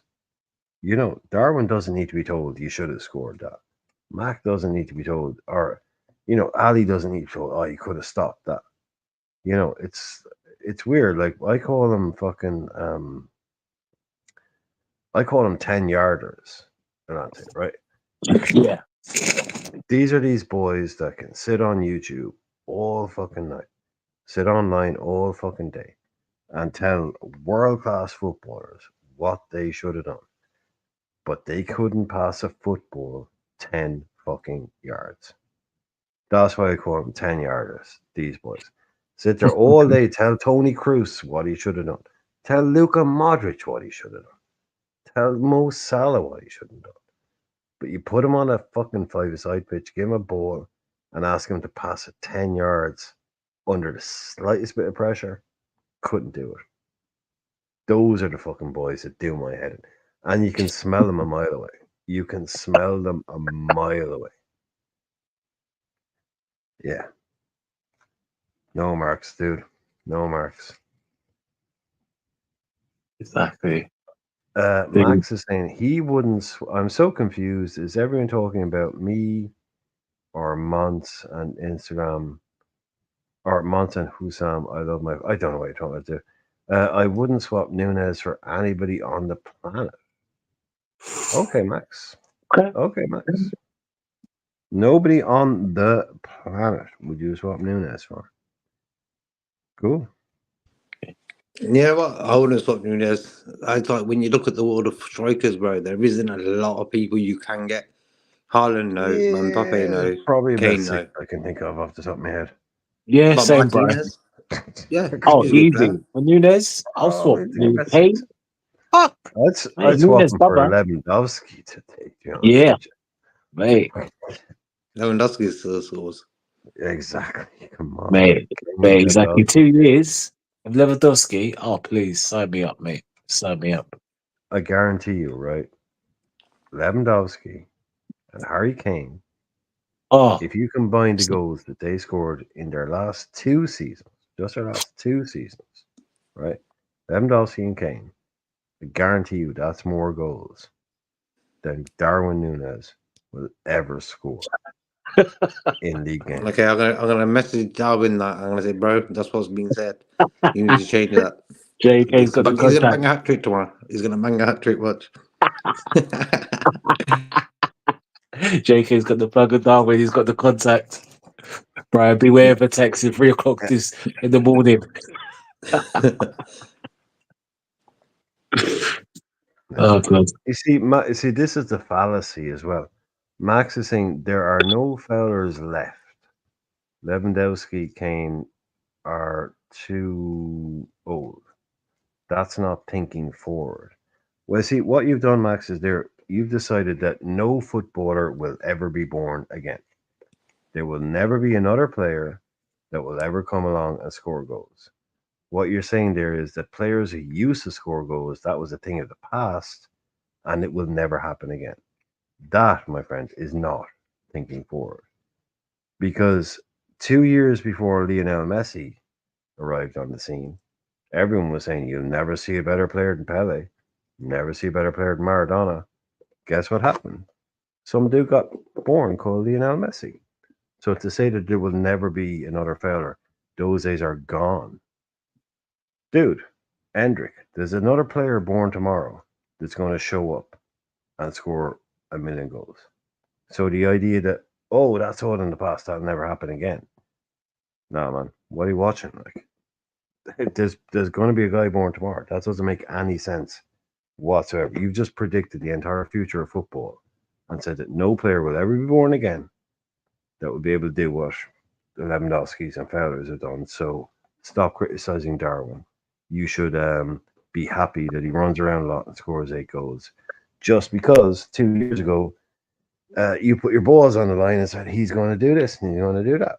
You know what motherfuckers all day long. You know what it is as well, Brian. You got to look at it in this way. We're not a club that spends money all the time, and I realise we've got Darwin and Yaya this season to score goals, plus Salah. Like, so for me, Salah's standard. So that's why I don't really get OTT dissing our players or sort of, yeah, I'll highlight their faults and stuff, but I know we're not big spenders and we are not gonna change it like next season and say, you know what, we're gonna sell Jota and Darwin, we're getting this guy. So that's why I'm thinking we've got what we got to deal with it. But we're scoring goals. This season we're scoring goals. Yeah, new players are going to come along. New players are born tomorrow. There's a new Erling Haaland playing somewhere. There's a new Messi somewhere. There's a new everybody somewhere. So this idea that, oh, we can't do that. You never get another one. They're all finished. Come on, man. You know, football keeps going. There'll be new players every year. Nobody predicted Haaland doing what he did. And he's a brand new player. He's breaking records all over the place. So there's 2 years ago, nobody heard of Lamel. You mean Lamel? Yeah. Now he's one of the best players in the world. There's another one of those guys. They're all just around the corner. Yeah. So this idea that, oh, you can never get better than Núñez is absolute insanity. It's crazy. Yeah, Max, we already mentioned them. We already mentioned some of the strikers. Isaac as one. That's just one for starters. Oh, get me Lautaro Martinez and Isaac tomorrow. Can you imagine a squad? Yeah. with Martinez Lautaro would. Martinez and Isaac in it. Mate, we'd be winning leagues. Come on. It's oh no, you couldn't do that. You couldn't do that. I said, why? Why not? Oh, you couldn't do that. You couldn't do that. That's what people said. You couldn't do that. You couldn't do it. Why not? We can't have them. You know what? Because they don't play for us. If we had Isaac and Lautaro now, yeah, leagues, dude, leagues. Yeah, and that's all we want as fans, as a club. That's all we want. That's what we want. We just want to get back to the pinnacle, man. We don't want to wait since 2020, wait another 10 years for the next league title. No, enough is enough. We need to strike. We need to strike now. For me, I know. Yeah, actually, JK, I just saw JK. I saw your message in the chat. I want to mark you. Okay, no problems there. Well, not at my stage of age. 11 aside, I can't do 11 aside, but 6 aside, I can do, sir. And you'd be pleasantly surprised. Unless you're telling me your Suarez on the pitch, then yeah. But if not, then JK, you'd be pleasantly surprised. But anyway, we'll leave that. We'll leave that, JK. But Do you mean back to KJ? no KJ. Sorry, KJ. Sorry, KJ, you sorry, mean K? JK. Yeah, you mean JK. K. Sorry, mate. I was JK JK. sitting there going, "What the fuck Sorry, am I JK. taking Sorry, shots? mate. What, J- brother? JK. Sorry, What mate. did Oh I my do?" god. Yeah, I was thinking, no, that's KJ. So I was still marking it up. JK. Oh, apologies, brother. We're JK brothers in sitting arms, there going, man. I "What's this can't do that to my drive-by all brother. about?" Yeah, what Exactly. the fuck? JK, we're good. That was See, class. see, KJ, you That see was what you got class. me doing? Get me Yeah. mixed up with my bro, from another mother. See, this is what you're doing to me. See, making out all these challenges. That's But tough, man. exactly. But KJ, yeah, I mean, you'd be surprised. You was like I said, unless you're Suarez or you're Messi, and then yeah, but if you're not, you'd be pleasantly surprised. But it's okay. I'll leave you with that thought. But what I was saying, yeah, back to the team, and I was gonna say with Slot, yeah, with the Litas. Look, at the start of the season, I said third. I said third because it will take time for Slot to implement. Nothing has changed for me, even though we've made a good start. The only way it will change is if we get to April and it's like similar to last season, it's like late April, May, and there's 5 games to go and we're in the shout, then I'll change my mind. But apart from that, it's a long way to go still. So I expected this season for Slot to settle in. There'll be ups and downs, but luckily there's been more ups than downs to settle in, get his feel of the team, the way we play, etc. And then next season, I was thinking is I want the title, no excuses. So we have to see, because I know, Max, we can talk, but at the end of the day, we want to win leagues. It took us way too long. Nobody has forgotten that FSG owns us, Max. Seriously, come on, stop making silly comments like, "Oh, but everyone forgets FSG owns." We know who owns us, dude. You're in the big boy talk now. This isn't kindergarten talk. We know who owns us. A lot of these, like sometimes when we don't say something, it's because we assume that we're all adults here, and some things don't need to be said. They go without saying. When we sit here talking about buying Isaac and Martinez, we don't think it's going to happen. Obviously, we're not going to go and drop 200 on those players. What we're saying is those are players who are better than the guy you were talking about. And you changed your tune immediately when we said, "Oh, well, if those players are going, oh, well, obviously they would be." But that's irrelevant because we won't buy them. Put yourself in the hypothetical world where we do have them. Now you're saying, "Oh, well, they probably would be better." This is what we're saying here. Just, put all that thing to one side. You know, so you can't change the parameters after. So if the money was no option, those guys are better than what we have. Don't say they're not. You can't say that. You can't tell me that Martinez Isaac isn't better, demonstrably better than a Nunes. Come on, guys. And look, there's a few people in chat right now, so we're going to switch it up. We're just going to remind everybody that tomorrow we have a 3 p.m. kickoff that we don't normally have. So it's a blackout in England. We will be doing the Reds roll call, of course, tomorrow. So we want everybody to make sure 2 p.m., probably 2 p.m. UK, at least, we're going to have an hour run in. We won't be doing a watch along, but 12 man kind of texted me earlier. I forgot to mention that he said, make sure you mention the Reds roll call. And as he said, just make sure that you're in, because it's really important that we want to bring everyone in for that show. It's a show that we're doing that lets us know where everybody is watching from around the world, where they're going to watch the game, who they are. Just come in and remind us, just to spread the love, as he likes to say. Let us know where around the world you're watching from. So just bear in mind tomorrow there won't be a watch along, probably be a reaction, but there will definitely be a Reds roll call. So Yeah, about 2 o'clock, I set your think. matches. Yeah, around 2, set your watches, all that. Make sure you come in. The hour You leading get up team to the news. game. Mm-hmm. Yeah, all that stuff. Everybody just be ready for that. So yeah, I was instructed to tell you I've done it. And yeah, like JK is saying, it's a good show, and it's a good show, the roll call one. It's not like when you watch sports shows of like Steve Nicol and people like that, like they're all trying to find faults in the Liverpool team before the game even bloody starts. We don't do that, you know. Going into a game, I can't listen to like negative vibes. I like positive sort of vibes. And then like with us guys, we're always like, yeah, we're gonna do this, we're gonna do that, you know. So cool. So roll call about 2 o'clock before kickoff, an hour before. Cool. Max, can I come on tomorrow? You could have come on tonight, dude. Like tonight was the night to come on. Tonight was the night, tomorrow. Max. There. We won't do no for the roll call, probably not. But if we're doing a match reaction, if we could open that up, and maybe if you were available to come in on the match reaction one, then yeah, just hit you like. I'm sure get in touch with 12 Man on Twitter. All the links are in the bios and all that. Liverpool 12 Man on Twitter. But I don't know. No, we didn't put just contact 12 Man and say you'd like to come on and tell them that you want to come on, but not, yeah, we won't do one for the roll call. That'll just be a standard show. A quick show, yeah. Yeah, but just follow him on Twitter and tell him it's Max and he'll follow you back. So he can then just DM you the links. That's the easiest way.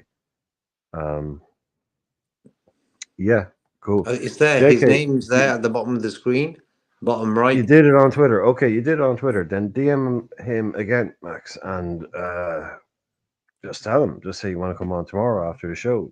I mean, I don't have After the match, yeah. Or JK, we don't have the the show link or whatever. Yeah, we haven't got the show times as well, so we've got to go sort that out. As soon as we know and like what we're gonna do and stuff, what we can do, Max hit 12 up and we can send you a link, bro. No problem. Yeah, cool. I mean, JK, do you want to do a bit on the fancy football? Yeah, I don't think did 12 upload the pictures? No, I don't think he was able to, but you could kind of talk on it if you want to. Okay, no problem. Okay, going into this round, next round of games, like quite a few people did okay in the last round. Snoop Adogi Dog got 67, Soul Team 6, Robbie Maguire's team got 71, so he got a good score. Restored by Daz Reynolds 69, Bonkers LFC 65. Winsodall Ian, he got 70 points. 12th man got 87 points last week. Oh wow, Jesus! Yeah. Okay. Oh, He had Henderson in goal from Palace. Thanks, Quasi. Oh. Thanks, Quasi. Very nice. Bless Quasi. Thanks. Great having you on, bro. Quasi. Yes, Quasi. And then he had Guardiola in defence with Virgil and Veltman. And for Guardiola, for tomorrow's, maybe he's got 75% chance of playing. So depends on if he's going to be starting tomorrow. Man City have got Bournemouth away. So depends if Guardiola was playing he's in 12-man's team, and then he's got Mbemba. They have a lot of injuries. The City have Can you click on the City team just while you're there and see? I think they have a lot of injuries actually. Yeah, they've got quite a few piling up. Not as much as Arsenal, but yeah, they start to pile up a bit. Okay, one moment. Having a look. Well, 12-man's team quickly. He's got McNeil injured, Wood maybe injured as well. Man City team. Yeah, I'll just look if I can find it. Here we go. Right, Pep Guardiola saying if you have many doubts tomorrow, you'll know the team news. So it looks like mind games. So it looks like they've got a few injuries. Don't really highlight who's injured. Mind games. No, but for me, I think who they got injured. I know De Bruyne and Rodri are both out, 100%. Yeah, there was a bit of talk on Haaland as well. Maybe even Doku is out. Nah, he's all right. Savinho potentially Savinho's out. Yeah, out. Savino. Yeah. He's definitely Yeah, he out. got injured the Um, other day. Yeah, one other guy. So they're racking them up a little bit, and they're always like Surprise, only we're playing. 5 minutes away from a John Stones injury. Mm-hmm. I think Man Again, I'm City and always going to say Arsenal. that Stones one of the most underrated players of all time. That guy, but I I think think he's Arsenal and on the Man ball. City are like Relish out, yeah. they're like doing the Relish this out, guy's yeah. injured, this guy's injured, he might not play, then all of a sudden he's there. Starting. Yeah. Oh, poor They little love them Man tactics. City. Oh, poor little Man City with all the injuries. Yeah, come on, guys. But Fuck off. Come on. Seriously. jeez, bro. Who's going to give a shit? Who is going to give a fuck? Really? Like, has anybody ever cared about that team? Ever? Really? Like, all the people that used to be like, when they were in the third division, wasn't they? Dropped down to third division. And they were second, and they're still selling 40,000 a Main Road. Most of those people aren't here anymore. Mm-hmm. Like most of the people who are going to that not showing up to Man City now are like New fans of Man City. yeah, Oh yeah. Like when you look across totally, Europe, bro, you'll see totally Man different. City tops. When you go Yeah. across Europe, you'll see Man City Oh, tops. that's depressing, man. That is depressing. Some came in 2016.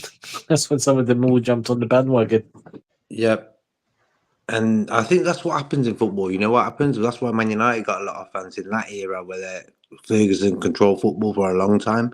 They did, they gained millions of fans. Why? They were always like on the news, always in newspapers, always in posters. Worldwide. Yeah. Worldwide, bro. So for me, it's always happens. But I don't think Man City have sort of done what Liverpool and Man United did with that. Like Liverpool and Man United in them two eras, 70s, 80s, 90s, 2000, gained worldwide fan bases. Man City haven't got that. They won't get them numbers. Chelsea tried it. Chelsea tried it. Yeah, they gained a lot of followers, Chelsea, but they're not Liverpool or Man United followers, And I think Man City, they're not like that as well. Could Man City sell 100,000 seats every game? I'm not sure, but I know Liverpool could. I know that for sure. So for me, it's how football is now. It's like eras. You gain more followers, because everyone's following that. And I think for some reason in the modern day era of football, not a lot of fans are going Man City's way compared to the old days of the Liverpool Man United eras where they gained all the fans. And I think that's what it is now. All them people who jumped on, who all sort of followed Liverpool in that era and Man United, their kids all saw the same team their parents, great granddad did. That's what I believe anyway. Oh, dude, like if I meet, look, we live in Ireland, right? I mean, we're not from any of these places, so we automatically have the question of, well, why did you pick that team? So that's cool, right? I mean, yeah, I'm fine with that. It's like you're not English, you're not from Liverpool, so why are you a Liverpool fan? Yeah, cool, fair question, totally fair question. I'm an 80s kid. I grew up. My older brother had the bedroom wall plastered in Liverpool pictures, so I kind of didn't have a choice. That's my story, right? Now, why did he follow them? Maybe because we were really good. I don't fucking know. But in Ireland, like if you meet somebody else, like what English team do you support? You can't say, oh well, why do you support them? You're not from England, right? Okay, so everyone supports an England team. So if someone says to me, I support Liverpool, Man United, or Arsenal, cool, no follow-up questions, none whatsoever. If they say something like Sheffield United or Wednesday, Leeds, yeah, cool, nice one. No follow-up questions. Well, maybe some, oh, why then?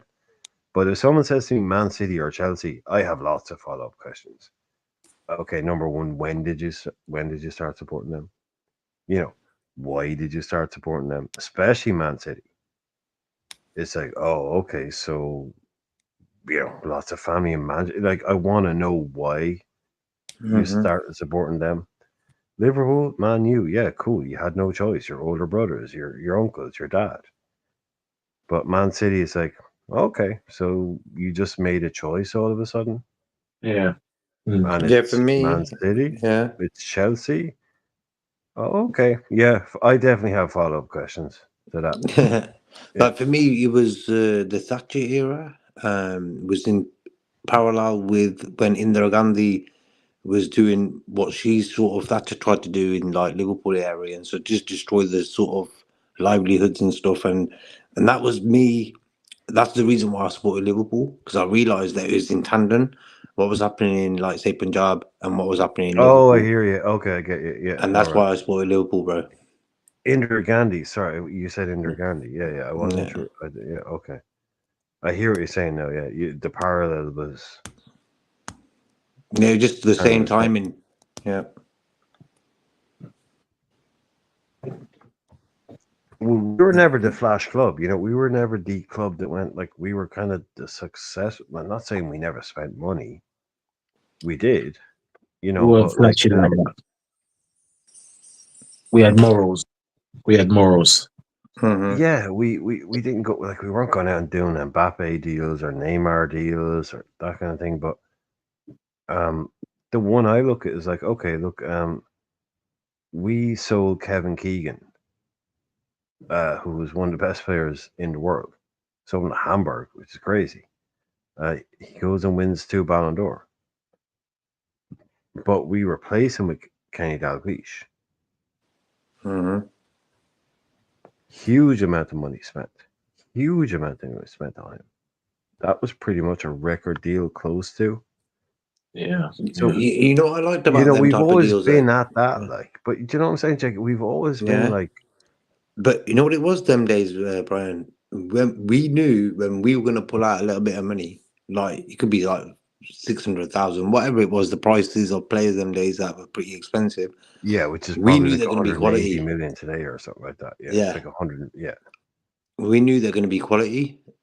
That's the difference. Like now you can spend 65 or 80 million on a player.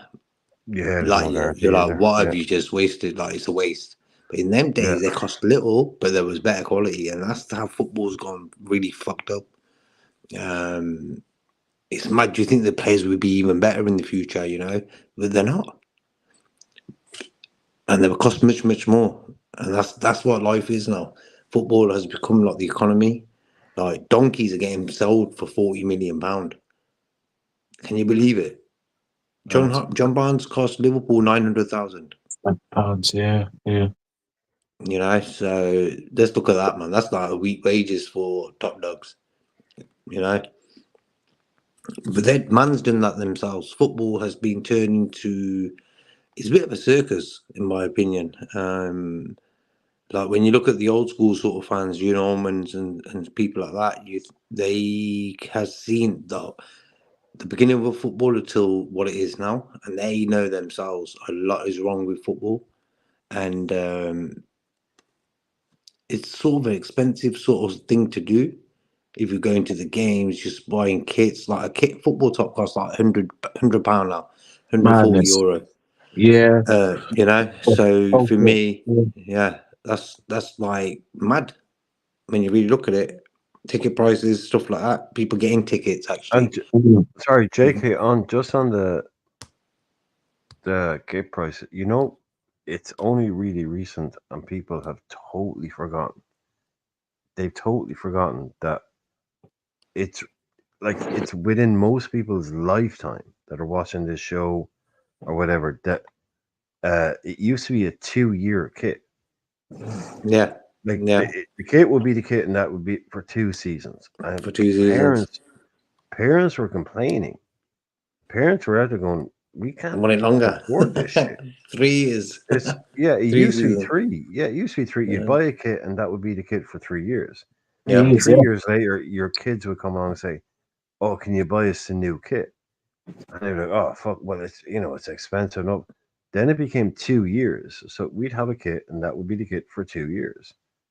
And then 2 years' time, people are like, okay, we have to buy a new kit now. People have completely forgotten the huge controversy that was caused by clubs just going, fuck it, let's just abandon tradition and just launch multiple kits every single year, 3 Pay new more kits money. every single year. And parents are there because we've done the research, we've run the numbers, and basically kids will force their parents to buy these, and people who are older, who have loads of money, will go online and complain about this and then go and buy them. The middle aged guy. They'll go, oh, this is terrible. But oh, yeah, I went and bought the kit because they're fucking morons. morons, yeah. Every single fucking year, You know what, 300 Brian? quid. And it's How much true. is it going to cost to put your family in a new kit every single year? If you have 3 kids, Can't. Yeah. Yeah, it's silly. how much is it going to cost to put your family in a new kit every Oh. single year if you have 3 kids? Yeah. Fuck off. Yeah. Come on, man. These people are gouging money. Yeah, out but of you know what it is though, Brian? A lot of fans in the old age used to think the more kits we buy, the more money we got to spend on better players. And like we've seen that with the Exactly, night deal. exactly. That's the We've trick seen they that pulled. with the night Exactly. deal. That's the trick they pulled, dude. Exactly. Exactly. You know, look at the night deal. We're gonna get this guy now because we got this much money because of the night deal. Yeah. Did This we is what, hell? yeah. And that's the owners, you know. So we do like that's the fact, you know. So like Max was on about FSG before and stuff, and it's true. They've sort of a lot of Liverpool fans have bought Liverpool tops, and the prices of these Liverpool tops are the most expensive, I would say, in history of Liverpool football tops. When you look at the price of it, And okay. So and they're at JK, their you know what peak the now. sick bit is? You know what the sick bit is? The kids shit is more expensive. The smaller versions are more expensive because they're less. You don't make as many of them. That's the most fucked up bit. Lee is saying, this is a good one. Lee is saying, I support Liverpool because red is my favorite color. One of my earliest memories is saying, I don't like their blue ones. I want the red ones. Cool. Yeah. Age 3, first proper game. That's exactly how it goes. Yeah. Sometimes it's like, which one do you want? Oh, the red one or the blue one? I'll take the red one. Next thing you know, you're a Liverpool fan. Next thing you know, you're a Liverpool fan for the next 50 years. So there you go. Thank God you didn't like blue, man. Seriously. Thank God you didn't like blue. But yeah, I think JK has disappeared. Nalante, you still there? Yeah, I'm still there, bro. Mm-hmm. Yeah, okay. Yeah. I think JK has Yeah. dropped off. Okay. I can't put him back in. Like I said, 12 man has to do it. 12. So Mhm. maybe, yeah. But we're gone over 3 hours. This is incredible. This is great. I thought this was going to crash and burn totally. But we've had No, people in all night. brilliant. Yeah, we've had a good chat. We've had loads of people. Yeah, I've been in and out 11 more people times you can watching.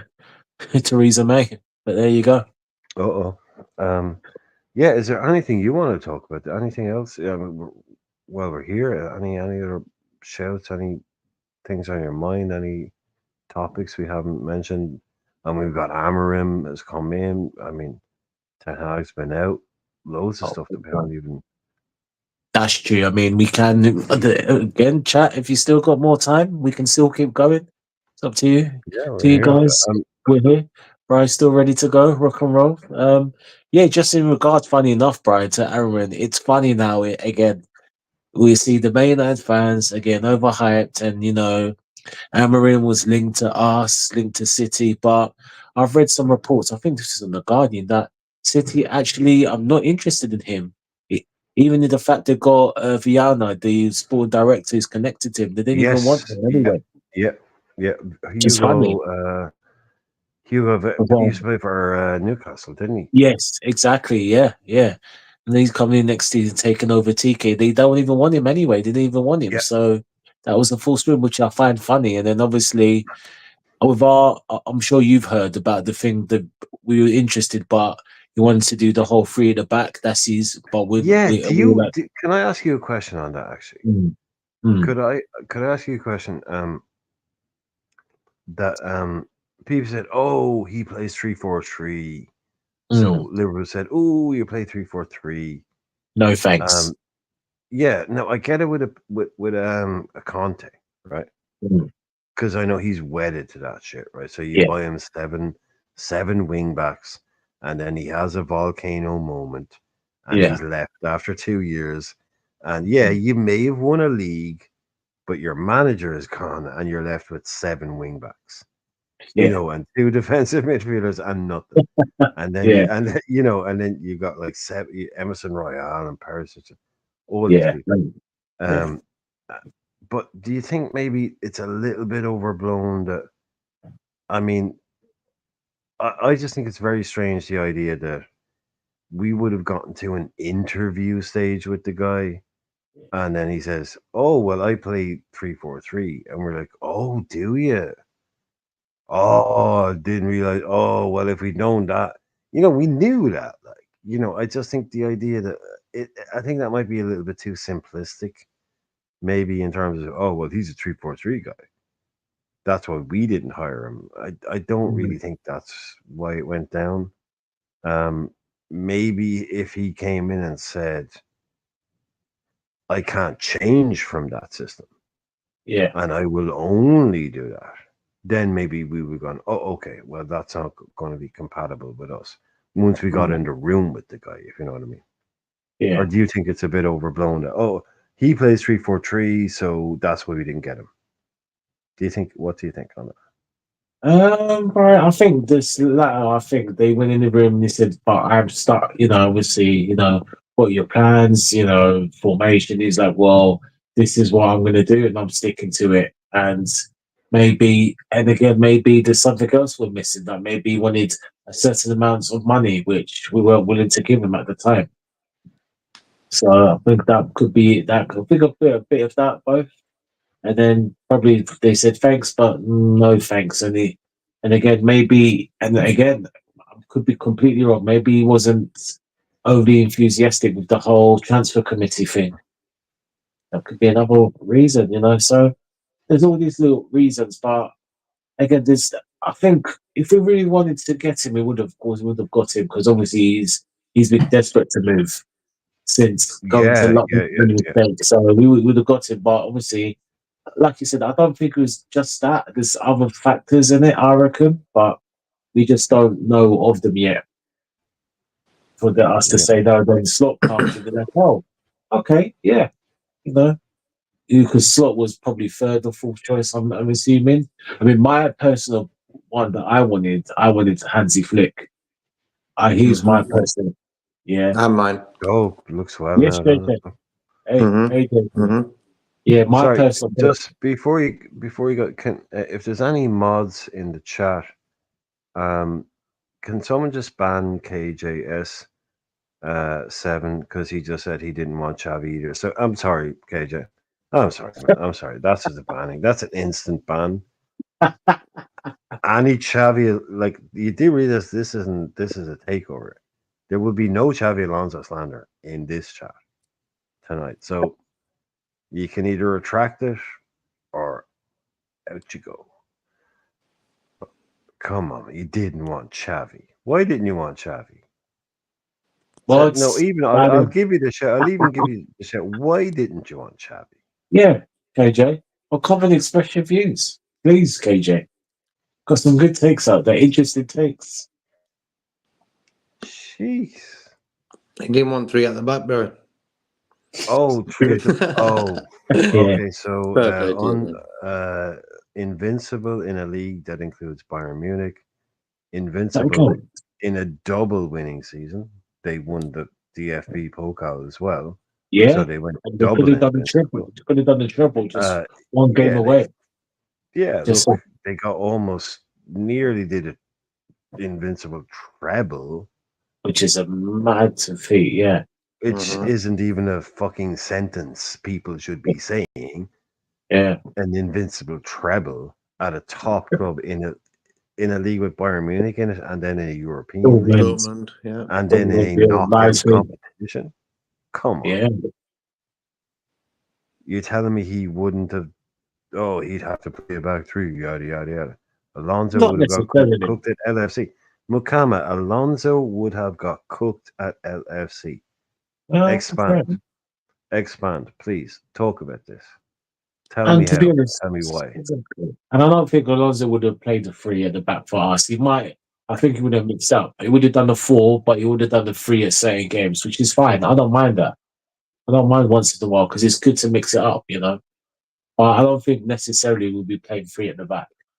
To be honest, No, of course he wouldn't. yeah, He's he don't far too think clever. Alonso would be. Yeah, No, he's not wedded. Like this is what people were no, saying about Amram. We yeah, didn't want him because he was wedded to this 3-4-3, and we didn't have a yada yada yada. Alonso has played 4-2-3-1, 4-3-3, 4, all those from Real Sociedad B, Real, all that way. He's experimented with lots of different systems. He played with. I mean, I'm sorry, but if you have Alex Grimaldo and Frimpong in your team and oh yeah, you don't play with wingbacks, you're fucking it up. yeah, They are two of the best wingbacks right now. So you deal with what you have. You got Grimaldo, you got Frimpong, you got some Hincape stuff, you got Jonathan Ta, you got 3 really good. Okay, that's nice. Then you got these 2 boys in the middle, right? Let's just hold with them. Then you put fucking Florian Wirtz in a 10, and those 2 other boys, Boniface and I mean, why wouldn't you do that? Why wouldn't you do that? That's exactly what you should do. You don't want to do it all the time. You want to bring it to Liverpool. No, not 3-4-3.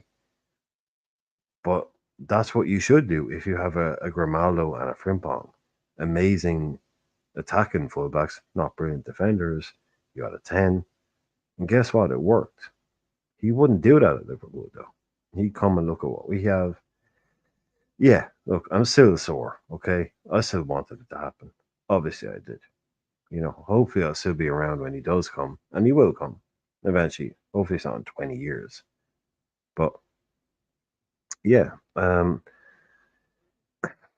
can you say anything bad about a guy that just did that as a manager?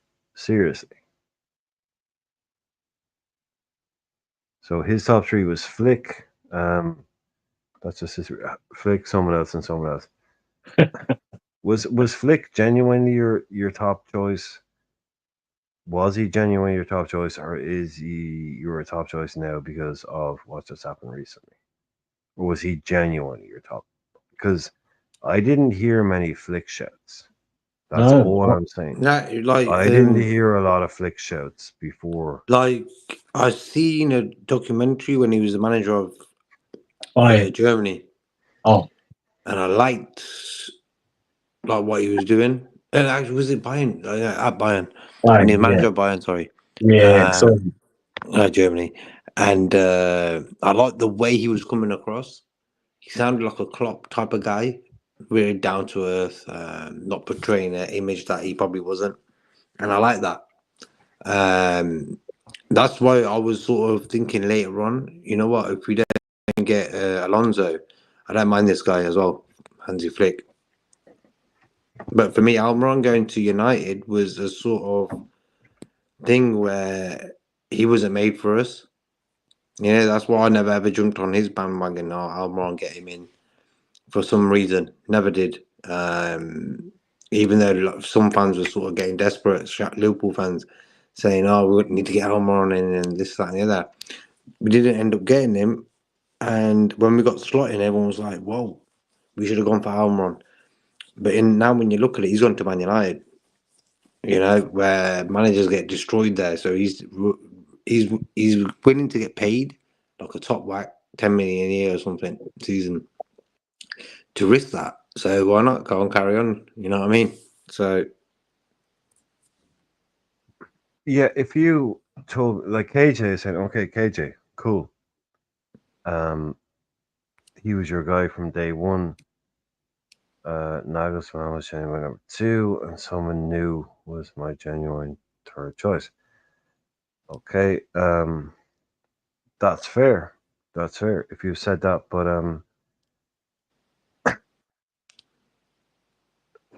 look, Amarim. Yeah, I don't think it. I think it's irrelevant, really, who it is. It's the club he's joining. yeah, He could be anybody yeah, right now, and if he joins that club, it's probably the smartest decision they've made in a long time. But they probably could have done it 4 months, 5 months ago. Like, how was he? Like, they had this public thing, this very public thing where they tried to appoint 2 other managers who turned them down.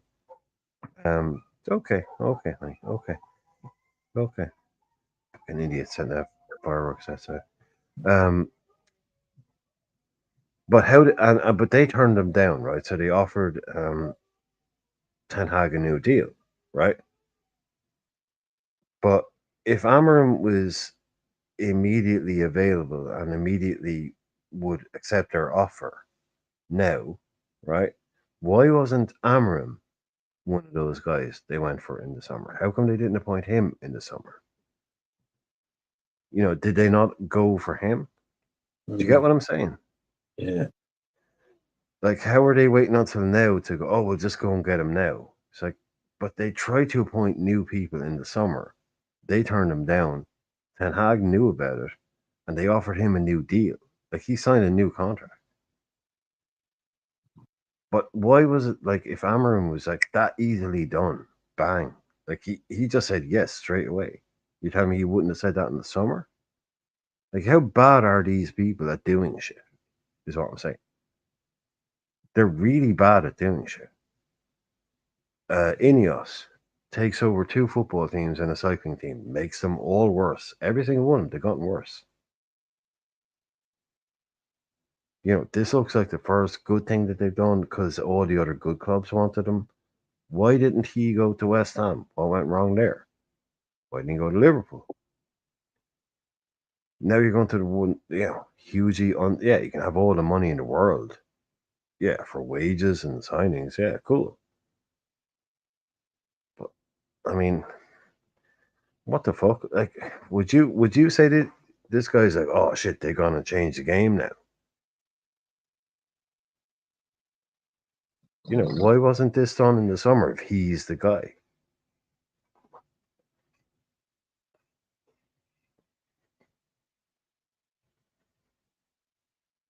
No, what you guys think? I mean, do you think that, like, is it either like quasi? I don't like, like, why didn't they just go and do it then?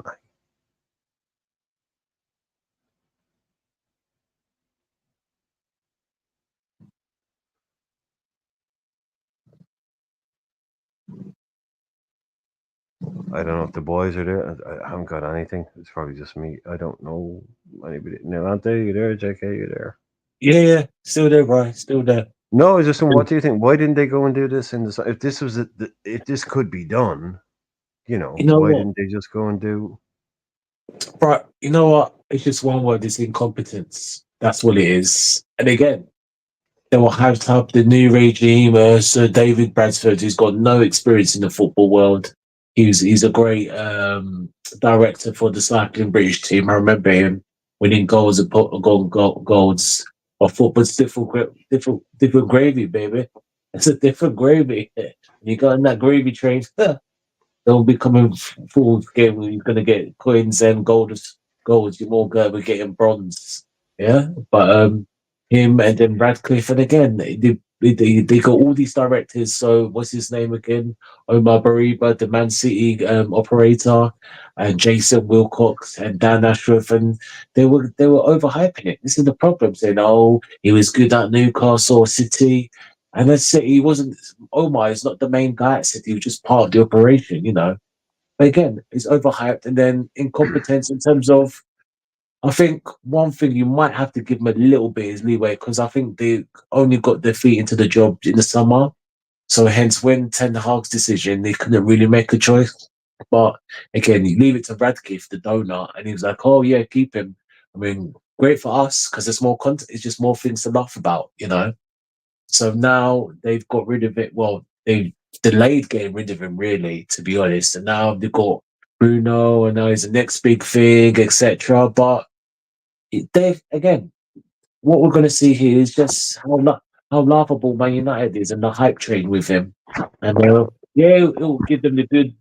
We all know the managers bounce, but they're going to see they're going to struggle this season. It's going to take them a while. So yeah, but we're here for it. We're here for it. But as I said before, I think the Manchester United fans are in for a very, very rude awakening that in the intervening years between what happened with them and where they are now in terms of their success, that even the very best of Manchester United is still only potentially equal, whereas before it would have been way ahead. Like the best Manchester United is top of the league, earns the most money, spends the most on transfers, and pays the biggest wages. So is therefore the Real Madrid of England. Cool, yeah, that's cool. 12, that's perfect, man. But even if they were to come back right now to the best version of themselves, they would have at least two other clubs that are as big as them and as good and that can spend as much as them, i.e., Yeah, Liverpool and Man City. So there's a feeling amongst the Manchester United fan base, which is what we had when we were in our early doldrum days in the 90s. It's just like the idea that, well, we're Liverpool, we've always been the best club, so eventually we just have to do some things and we'll be the best club again. That's not how it works. 20 years later, it's like, well, you used to be. Now, I think when, even if Manchester United were to like get it right with the manager appointment, get it right off the pitch, even if they were to get it right in those areas, they still would be coming back into a new arena where they have challengers that weren't there before. So even them at their best is still probably only in a top three conversation, whereas before it would be, oh, well, them at their best. Clearly, forget the rest. Everyone else is behind them. right.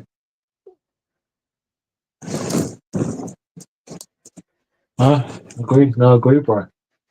Agree. But obviously, will be always be interesting to see. It will take them about a season or so, season and a half to see how adapts. And it's kind of funny. I think it's the first time Man United referenced the manager as the head coach, but it just shows the change in football and the age of the bracket was slot is 30, no, he's 45, and then you've got Bruno Amarim coming in at what I think is he 39 or 36? No, 36, I think. And yeah, it's just the changes, obviously Pep's been there for a long time and Eddie Howe's not too, it's interesting. Interesting times. There's a new generation of managers coming in the game. Interesting times. But that's another thing about, I think, a switch between the Ancelottis, the Klopps to a degree, and now a guy called Hurlitzer, no one's Yeah, ever heard of, yeah, is yeah. stuff in the Premier League. You know, Yeah. this is the new regime of. It's always made sense to me in the fact of like, okay, look, what's the point in hiring a manager? And like I just said with Conte, the thing, buying all his players, and then you sack him. And what do? Uh-oh. Then you get a guy who you choose to hire your managers, and he hires a completely different manager to the guy that you've just hired. Now you have a load of players, a load of problems, and you got a manager there going, I can do stuff here, but I need to sell him, and him. and I'll buy him, and him. Okay, cool. Right, we'll somehow attempt to do that. Then you sack that guy, and you come in next guy's like, I need to get rid of him. That just doesn't work anymore. So these people at the top, they're like, they quickly realize that, do you know what the fucking problem is here? It's the managers. That's the way they looked at it. Is that this guy will come in like a Conte? You come in, buy him everything he wants. Yeah, he'll win you a league at Chelsea, but then he leaves. You got a problem on your hand. So now they just want these nameless, faceless type coach people. You know, most people in the world tomorrow could walk past Arne Slot, wouldn't even know it had happened. Jurgen Klopp, no. Pep Guardiola, no. They just want these nameless, faceless coaches that are, really, really good at what they do. Yeah, but they're not in charge. It's just, here's your squad of players. I have a guy who buys players, a data guy, I have a scouting guy, department. When I say guy, I mean department. They identify players. These are your players. You can have some input, yeah. But that's it. Because if you leave tomorrow, because let's not forget, managers can leave as well. We're not going to be left. Like, if you do well and you decide to go to Real or Barcelona, we're not going to be left with a load of your players. So it all has to be done that way. So the days of the guy, Ferguson, Mourinho, these are long gone, surely, right? These 30, like, there's guys managing teams that are younger than players on the squad in the top league in the world. Yeah. This is crazy. I mean, it's the new world, right? It's a new world of coaching. There's no manager is ever going to be given the keys to a club ever again. Like, literally, you control everything. You can hire your own coaches. You decide who gets sold. You decide who gets bought. You decide where we go on preseason tours. You decide who, like, no manager will ever be given that amount of control again, ever.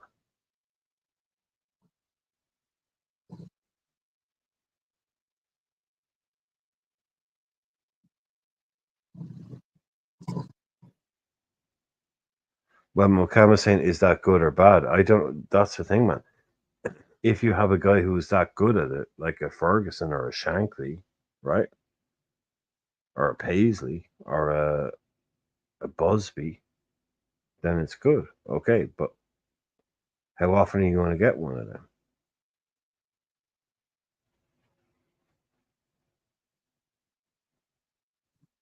So I don't know what you guys think, but is it like this? Is obviously it's the way it's going to go, but do you think that makes more sense, or do you miss out on the chance of having a Brian Clough era or something like that?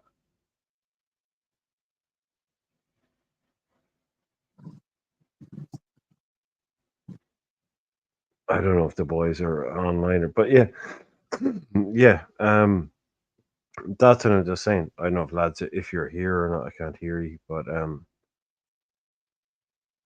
yeah, like McCann was saying, if you have the clueless men at the top, things could go wrong. Yeah, that's what I'm saying about United. Is, to me, they could hire anybody they want, but if the shit above it isn't in place, you really, yeah, you could hire the best in the world, but it's still going to go to shit. Now, have they made the right decisions at the top to go, look, we haven't been doing this right? Ineos, they brought him. He wants full football control, and he wants footballing decisions.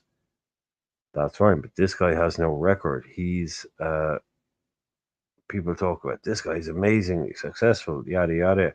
Yeah, at petrochemicals companies, not sports teams. So let's see how that works out for him. JK, Nate, you boys still here? I can't hear either of you. If you're still Yeah, there. yeah. Oh, you're here. Yeah. Yeah. Okay. I thought you were gone, man. I thought you were gone. Uh-huh. I just want to say Probably. that I think we're doing the roll call tomorrow, yeah? Yeah, yeah. Yeah. So check that, Yeah, guys. we can finish up now. I think we can finish Mhm. up. Unless anybody wants to talk, we can go on now. I know 12 man was saying, yeah, 12 man. If you are listening, you were saying you could finish at 3:55. It's 3:35 now. So if you want to pop back in, yeah, we can wrap this up uh, any minute now, really.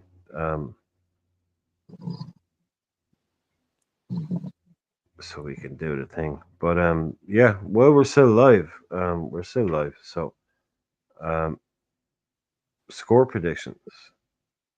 Score predictions for Brighton. JK, what are you thinking? 5-0. 5-0. Yeah. Let's go for that. And like you said, the roll call again. We'll bring it up again. We will be doing the roll call. So Mhm. 2 p.m. tomorrow. Come in, let us know again where you are because 12 man really likes he loves the roll call because he wants to know where everybody around the world is watching us because that's the whole YouTube thing. Yeah, be Is good. where we're going to be and letting everyone know the reach that we have. Mhm. 3-1. McCallum is saying 2-0. That's a 2-0 game basically. Beating them by Mhm. 2. That's how I'd have it. I think we're about 2 goals better than them. You know, conservatively. I can see us playing a little bit conservatively. You know, not going out there trying to destroy them uh, at home. Yeah, 3-2. Like the other day, yeah. 5 I think there'll goals. be And goals. I know Welbeck will be wanted to score on that, but for me, I think like we seen the other day in the cup game, that was our second team. They had they had some good first teamers in the team and stuff, but I feel like we were winning it 2-0, you know. We sort of crumbled ourselves a little bit. But all in all, we were a better team. We're playing away in the cup. So in a weird sort of way, gave me confidence going into today's game now. um, so I'm pretty confident going into that game. I said 5-0 because I just thought, you know what, I want us to just really go after a team. And it would be great to see if it's against Brighton because they think they're great actually. They're doing pretty well this season so far and that, but I don't know. I think we should teach them a lesson, you know. yeah, I mean, I always say, like, you know, you do the thing. You play a team in the league, and then you play them in the cup, or you play them in the cup, and you play them in the league, and you never win both. But I think the fact that we won that one there, like this should be. It is like I like playing them because they'll play football against you, you know. But that can also go wrong, you know, because they have so many good footballers. We have to take our chances. They won't sit in a low block, you know, 10 men behind the ball, all that kind of stuff. But yeah, I mean, they can catch it, dude. I'm not really. It should be like it's also at Anfield, you know. When's the last time Yeah. they beat us at Anfield? But yeah, this is one of those ones where I think it might be a little bit overlooked. Where I'm not calling this at all. No way am I calling this one. They just have too many good players, and I have a fear of teams that like good players like that consistently kind of stay where they are. Brighton aren't they're no joke. Um, I would I wouldn't be at all surprised to see a 2-2, something like that. I think you know obviously I hope we win it. But Desmond, yeah. mm, Okay, but yeah, like these boys, man. KJ said he got it right the other night, 3-2. So, bro, we wait for your prediction. We were gonna go with that.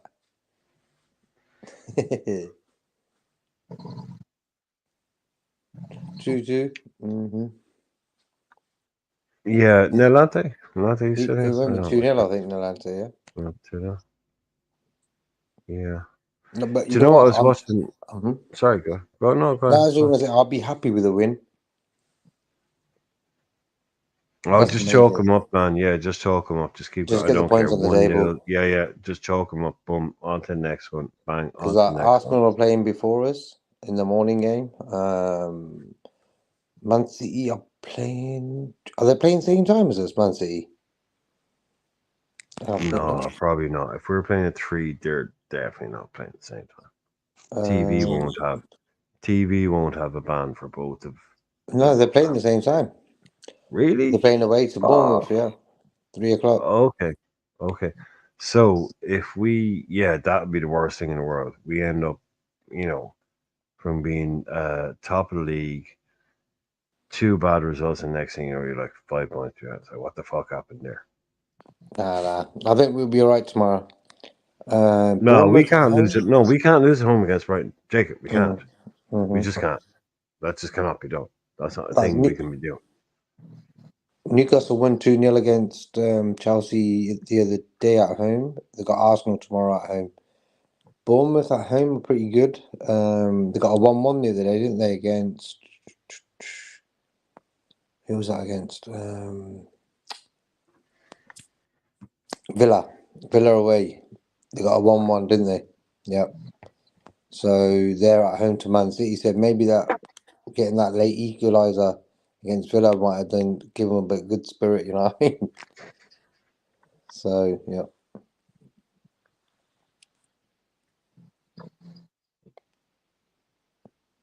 Yeah, I'm just trying to contact the other guy.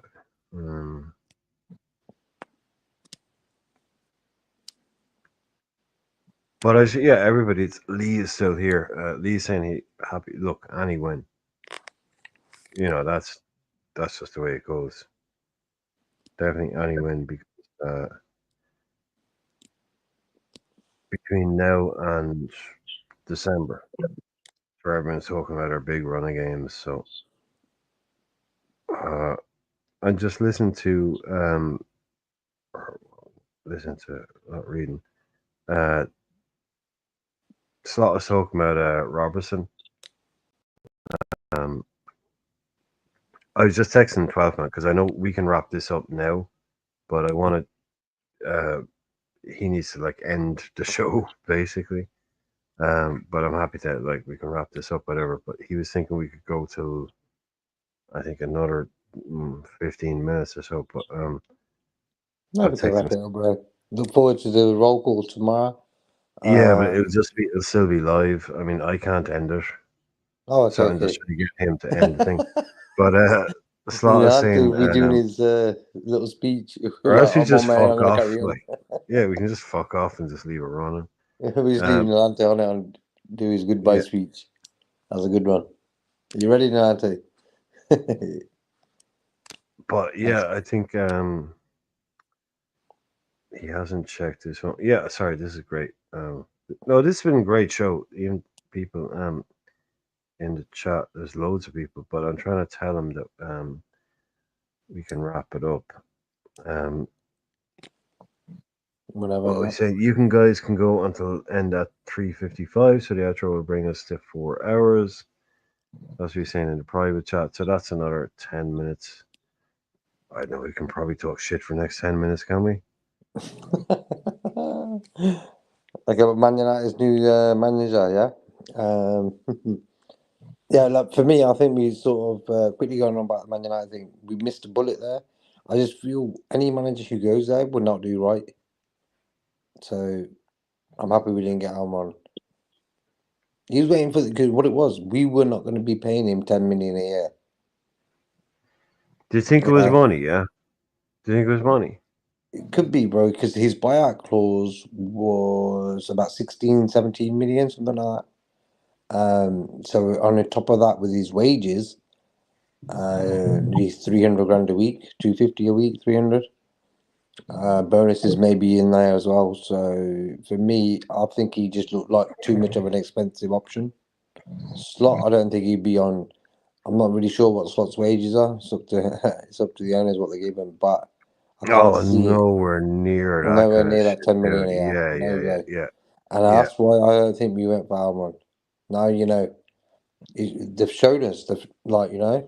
I think also that release clause of his contract sort of put us off as well, putting a fee out for that. You know what I mean? It all sort of rounds up to that. The Zabi thing was for me. He did not want to do bad on his players and fans who got on that league title last year Oh by yeah, no, dipping. he was fully He on weren't going to for do that. 2 years. Like you know, Yeah, no yeah, matter how much 2 money, years. he weren't going to do that. Yeah, he was like, look, I'm going to tell my players. Yeah, how can I say you stay if I don't? Yeah, yeah, Florian Wirtz. Yeah, definitely. Xavi did the right thing that way. He did the right thing, bro. That's Yeah. why I didn't really want him to leave there because I was thinking, imagine the Real Madrid situation pops up for him. Ciao Bella. You know, so for me, he showed a lot of real good loyalty. I wanted him to play Champions League with him, you know, like when you win the league title. Leverkusen aren't always in the Champions League. So for me, I wanted to see him and take his team into the Champions League. You know, we got them in a few weeks as well in the Champions League. So hmm so it was a good thing. It showed me a good character about Alonso then. It was good to see that. Even though I He'll get wanted him to all the come. jobs. Man. He'll get all the jobs if his career works out the way it looks like it's going to work out. He'll manage Bayern. He'll manage Real Madrid. And maybe even he might probably manage Liverpool at some point. Maybe not so much, but I think there's a good chance. He's only 40 something. Unless he decides to, you know, uh, hang up his boots at 50, you know? He If he keeps going the way he is, he's clearly like you don't do what he did by accident. You can have some good circumstances. You can have some good players, a good year or something like that. But you don't do what they did by accident. So the idea that he won't leave Bayern, even if they only finish second this year, which they probably, there's no need to expect them. Oh, they should definitely win the Bundesliga. No, it's Bayern. He'll still get the Real Madrid job. He still might get the Bayern job after that. So I think Xavi, by the time he ends his career, I think he's kind of looking at an Ancelotti type character, or like having like Ancelotti wins loads of shit, pretty much everything as a player, and also wins it as a manager. I wouldn't be surprised if Alonso has a look on it like that. So by the time he's 60, if he manages to his 60s, I think he will have managed Real, Bayern, and Liverpool. Definitely. Like he's just one of those guys that everything seems to just kind of work out for. I'd be like, that's what I'd like to do. He'd probably end up doing it. I'd be really good at it. Hopefully the next one. Yeah, if he leaves next year, he's not like Slot's not leaving Liverpool. So yeah, I would. For me, he was my choice. I would still take him over Slot, obviously. I'd sack Slot tomorrow for Xavi Alonso. Sorry, I would. I just would. Yeah, definitely.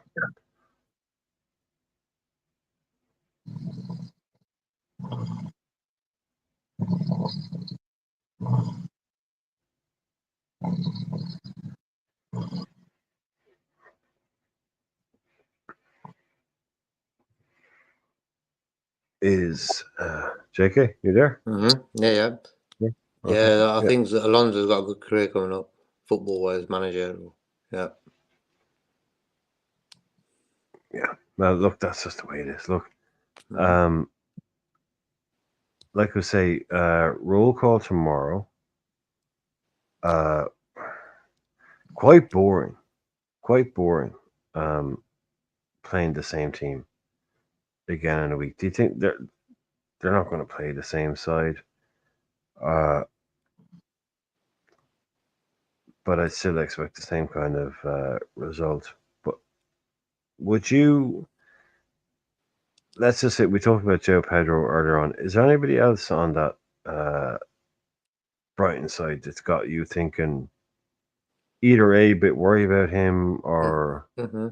B, I take him because Estupiñán last season, he was like the best left back in the league. Kind of got an injury, dropped off. You played fantasy football. Everybody had him last season. Is there anybody in that Brighton side that you'd be thinking in terms of keeping an eye on him as maybe a future transfer? Red Armchair was saying that Dringa there. I'm not sure, you know. I think James Milner's got a lot of experience. I'll take him. This guy, that Milner guy, yeah. I've heard about him, all right, yeah. Ferguson, what's your thoughts on Ferguson? Do you like him as a player? I can't really say I've seen too much of the lad. A lot of hype Proper around him, nine. for sure. Proper nine. Big, strong lad. Bit of skill, yeah, but an old school number 9. But I reckon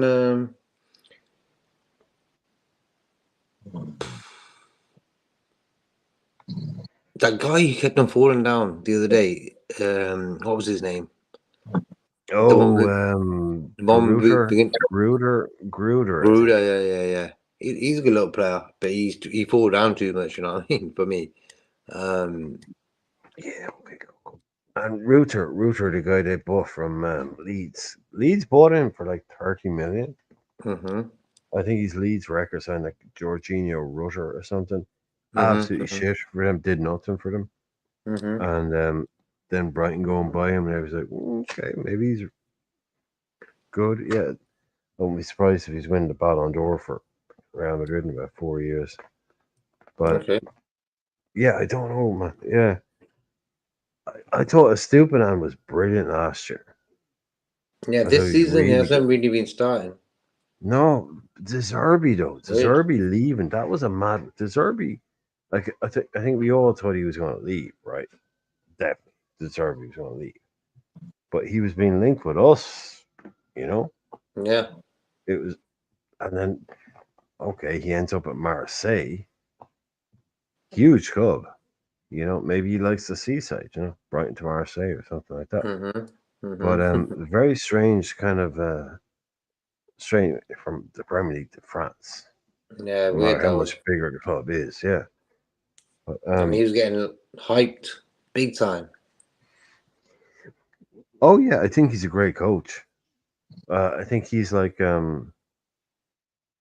yeah, but his first name is Purvis. Yeah, that's a problem. Kind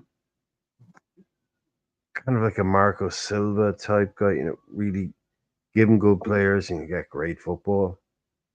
I think he's a bit more about him than Marco Silva does, but I like Marco Silva at Fulham. They're one of those teams. They could lose 1-0 to Everton and then go and beat, you know, a really good team 2-0.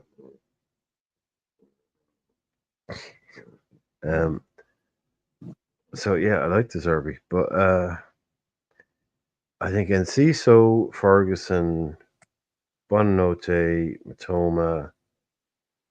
Oh, Marseille is a huge club, Max. Marseille is the biggest club in France. It's way bigger than PSG, way bigger than Lyon. Marseille is literally like the biggest club in France. It's also the coolest club in France. But yeah, Matoma. If you could stick him on the right, Matt O'Reilly could be back. Yeah, they got great players. I'd like Ferguson as a backup. I wouldn't go out and buy him for like 80 million like they were talking about a while ago. But I wouldn't mind him in our squad. But he'd a bad knee injury. Lallana has joined Southampton, but I'm sure. He left this year and went back to Southampton. But yeah. But yeah, I hope 12 man is because we somehow managed to string this shit out until 3 hours and 55 minutes. So I hope 12 man comes in and can give us the old yeah. Anyway, the ending thing because this is nearly 4 hours, and I don't know about you guys, but I'm not far off done. So That was good. You know what, bro? Good show. That was talking about A to Z of football, Liverpool, everything actually. yeah, and thanks for everybody. Baz, No, Baz yeah, that was jumping in. on. Mm-hmm. You know, Lee, Mm-hmm. Lee, I know Lee crashed out a bit earlier. You know, I can understand that. It wasn't a big night, but yeah. What time is it here? Jesus Christ! It's 1:10. Yeah, this is ridiculous. This is absolutely ridiculous. I'm wondering. That's cool. I Good mean, show, bro. dude, if you just want to drop out, I mean, he was supposed to come back in and kind of turn it off. Mm-hmm. Like, but if you just want to drop out, we can just drop out. You know, I don't want to leave it running or anything. I try, you We'll know, come he back wants to now. do. Antes are doing a little concert. R&B Yeah, dedications. if Orlante From the is here chat. and he wants to furnish us with an outro, uh, I'm sure 12 minutes busy. Well, it's not that actually. The show can't have started in Arizona. It's only like it can't be that late. It's only like 5 or 6 o'clock over Yeah, there. that's it. Oh, he's back. Nelante's back. No, he's back. He's back. I'm He trying to get heard. He up to heard. 12. He heard JK was going to do the ending speech. He said, "No. He's got to do it."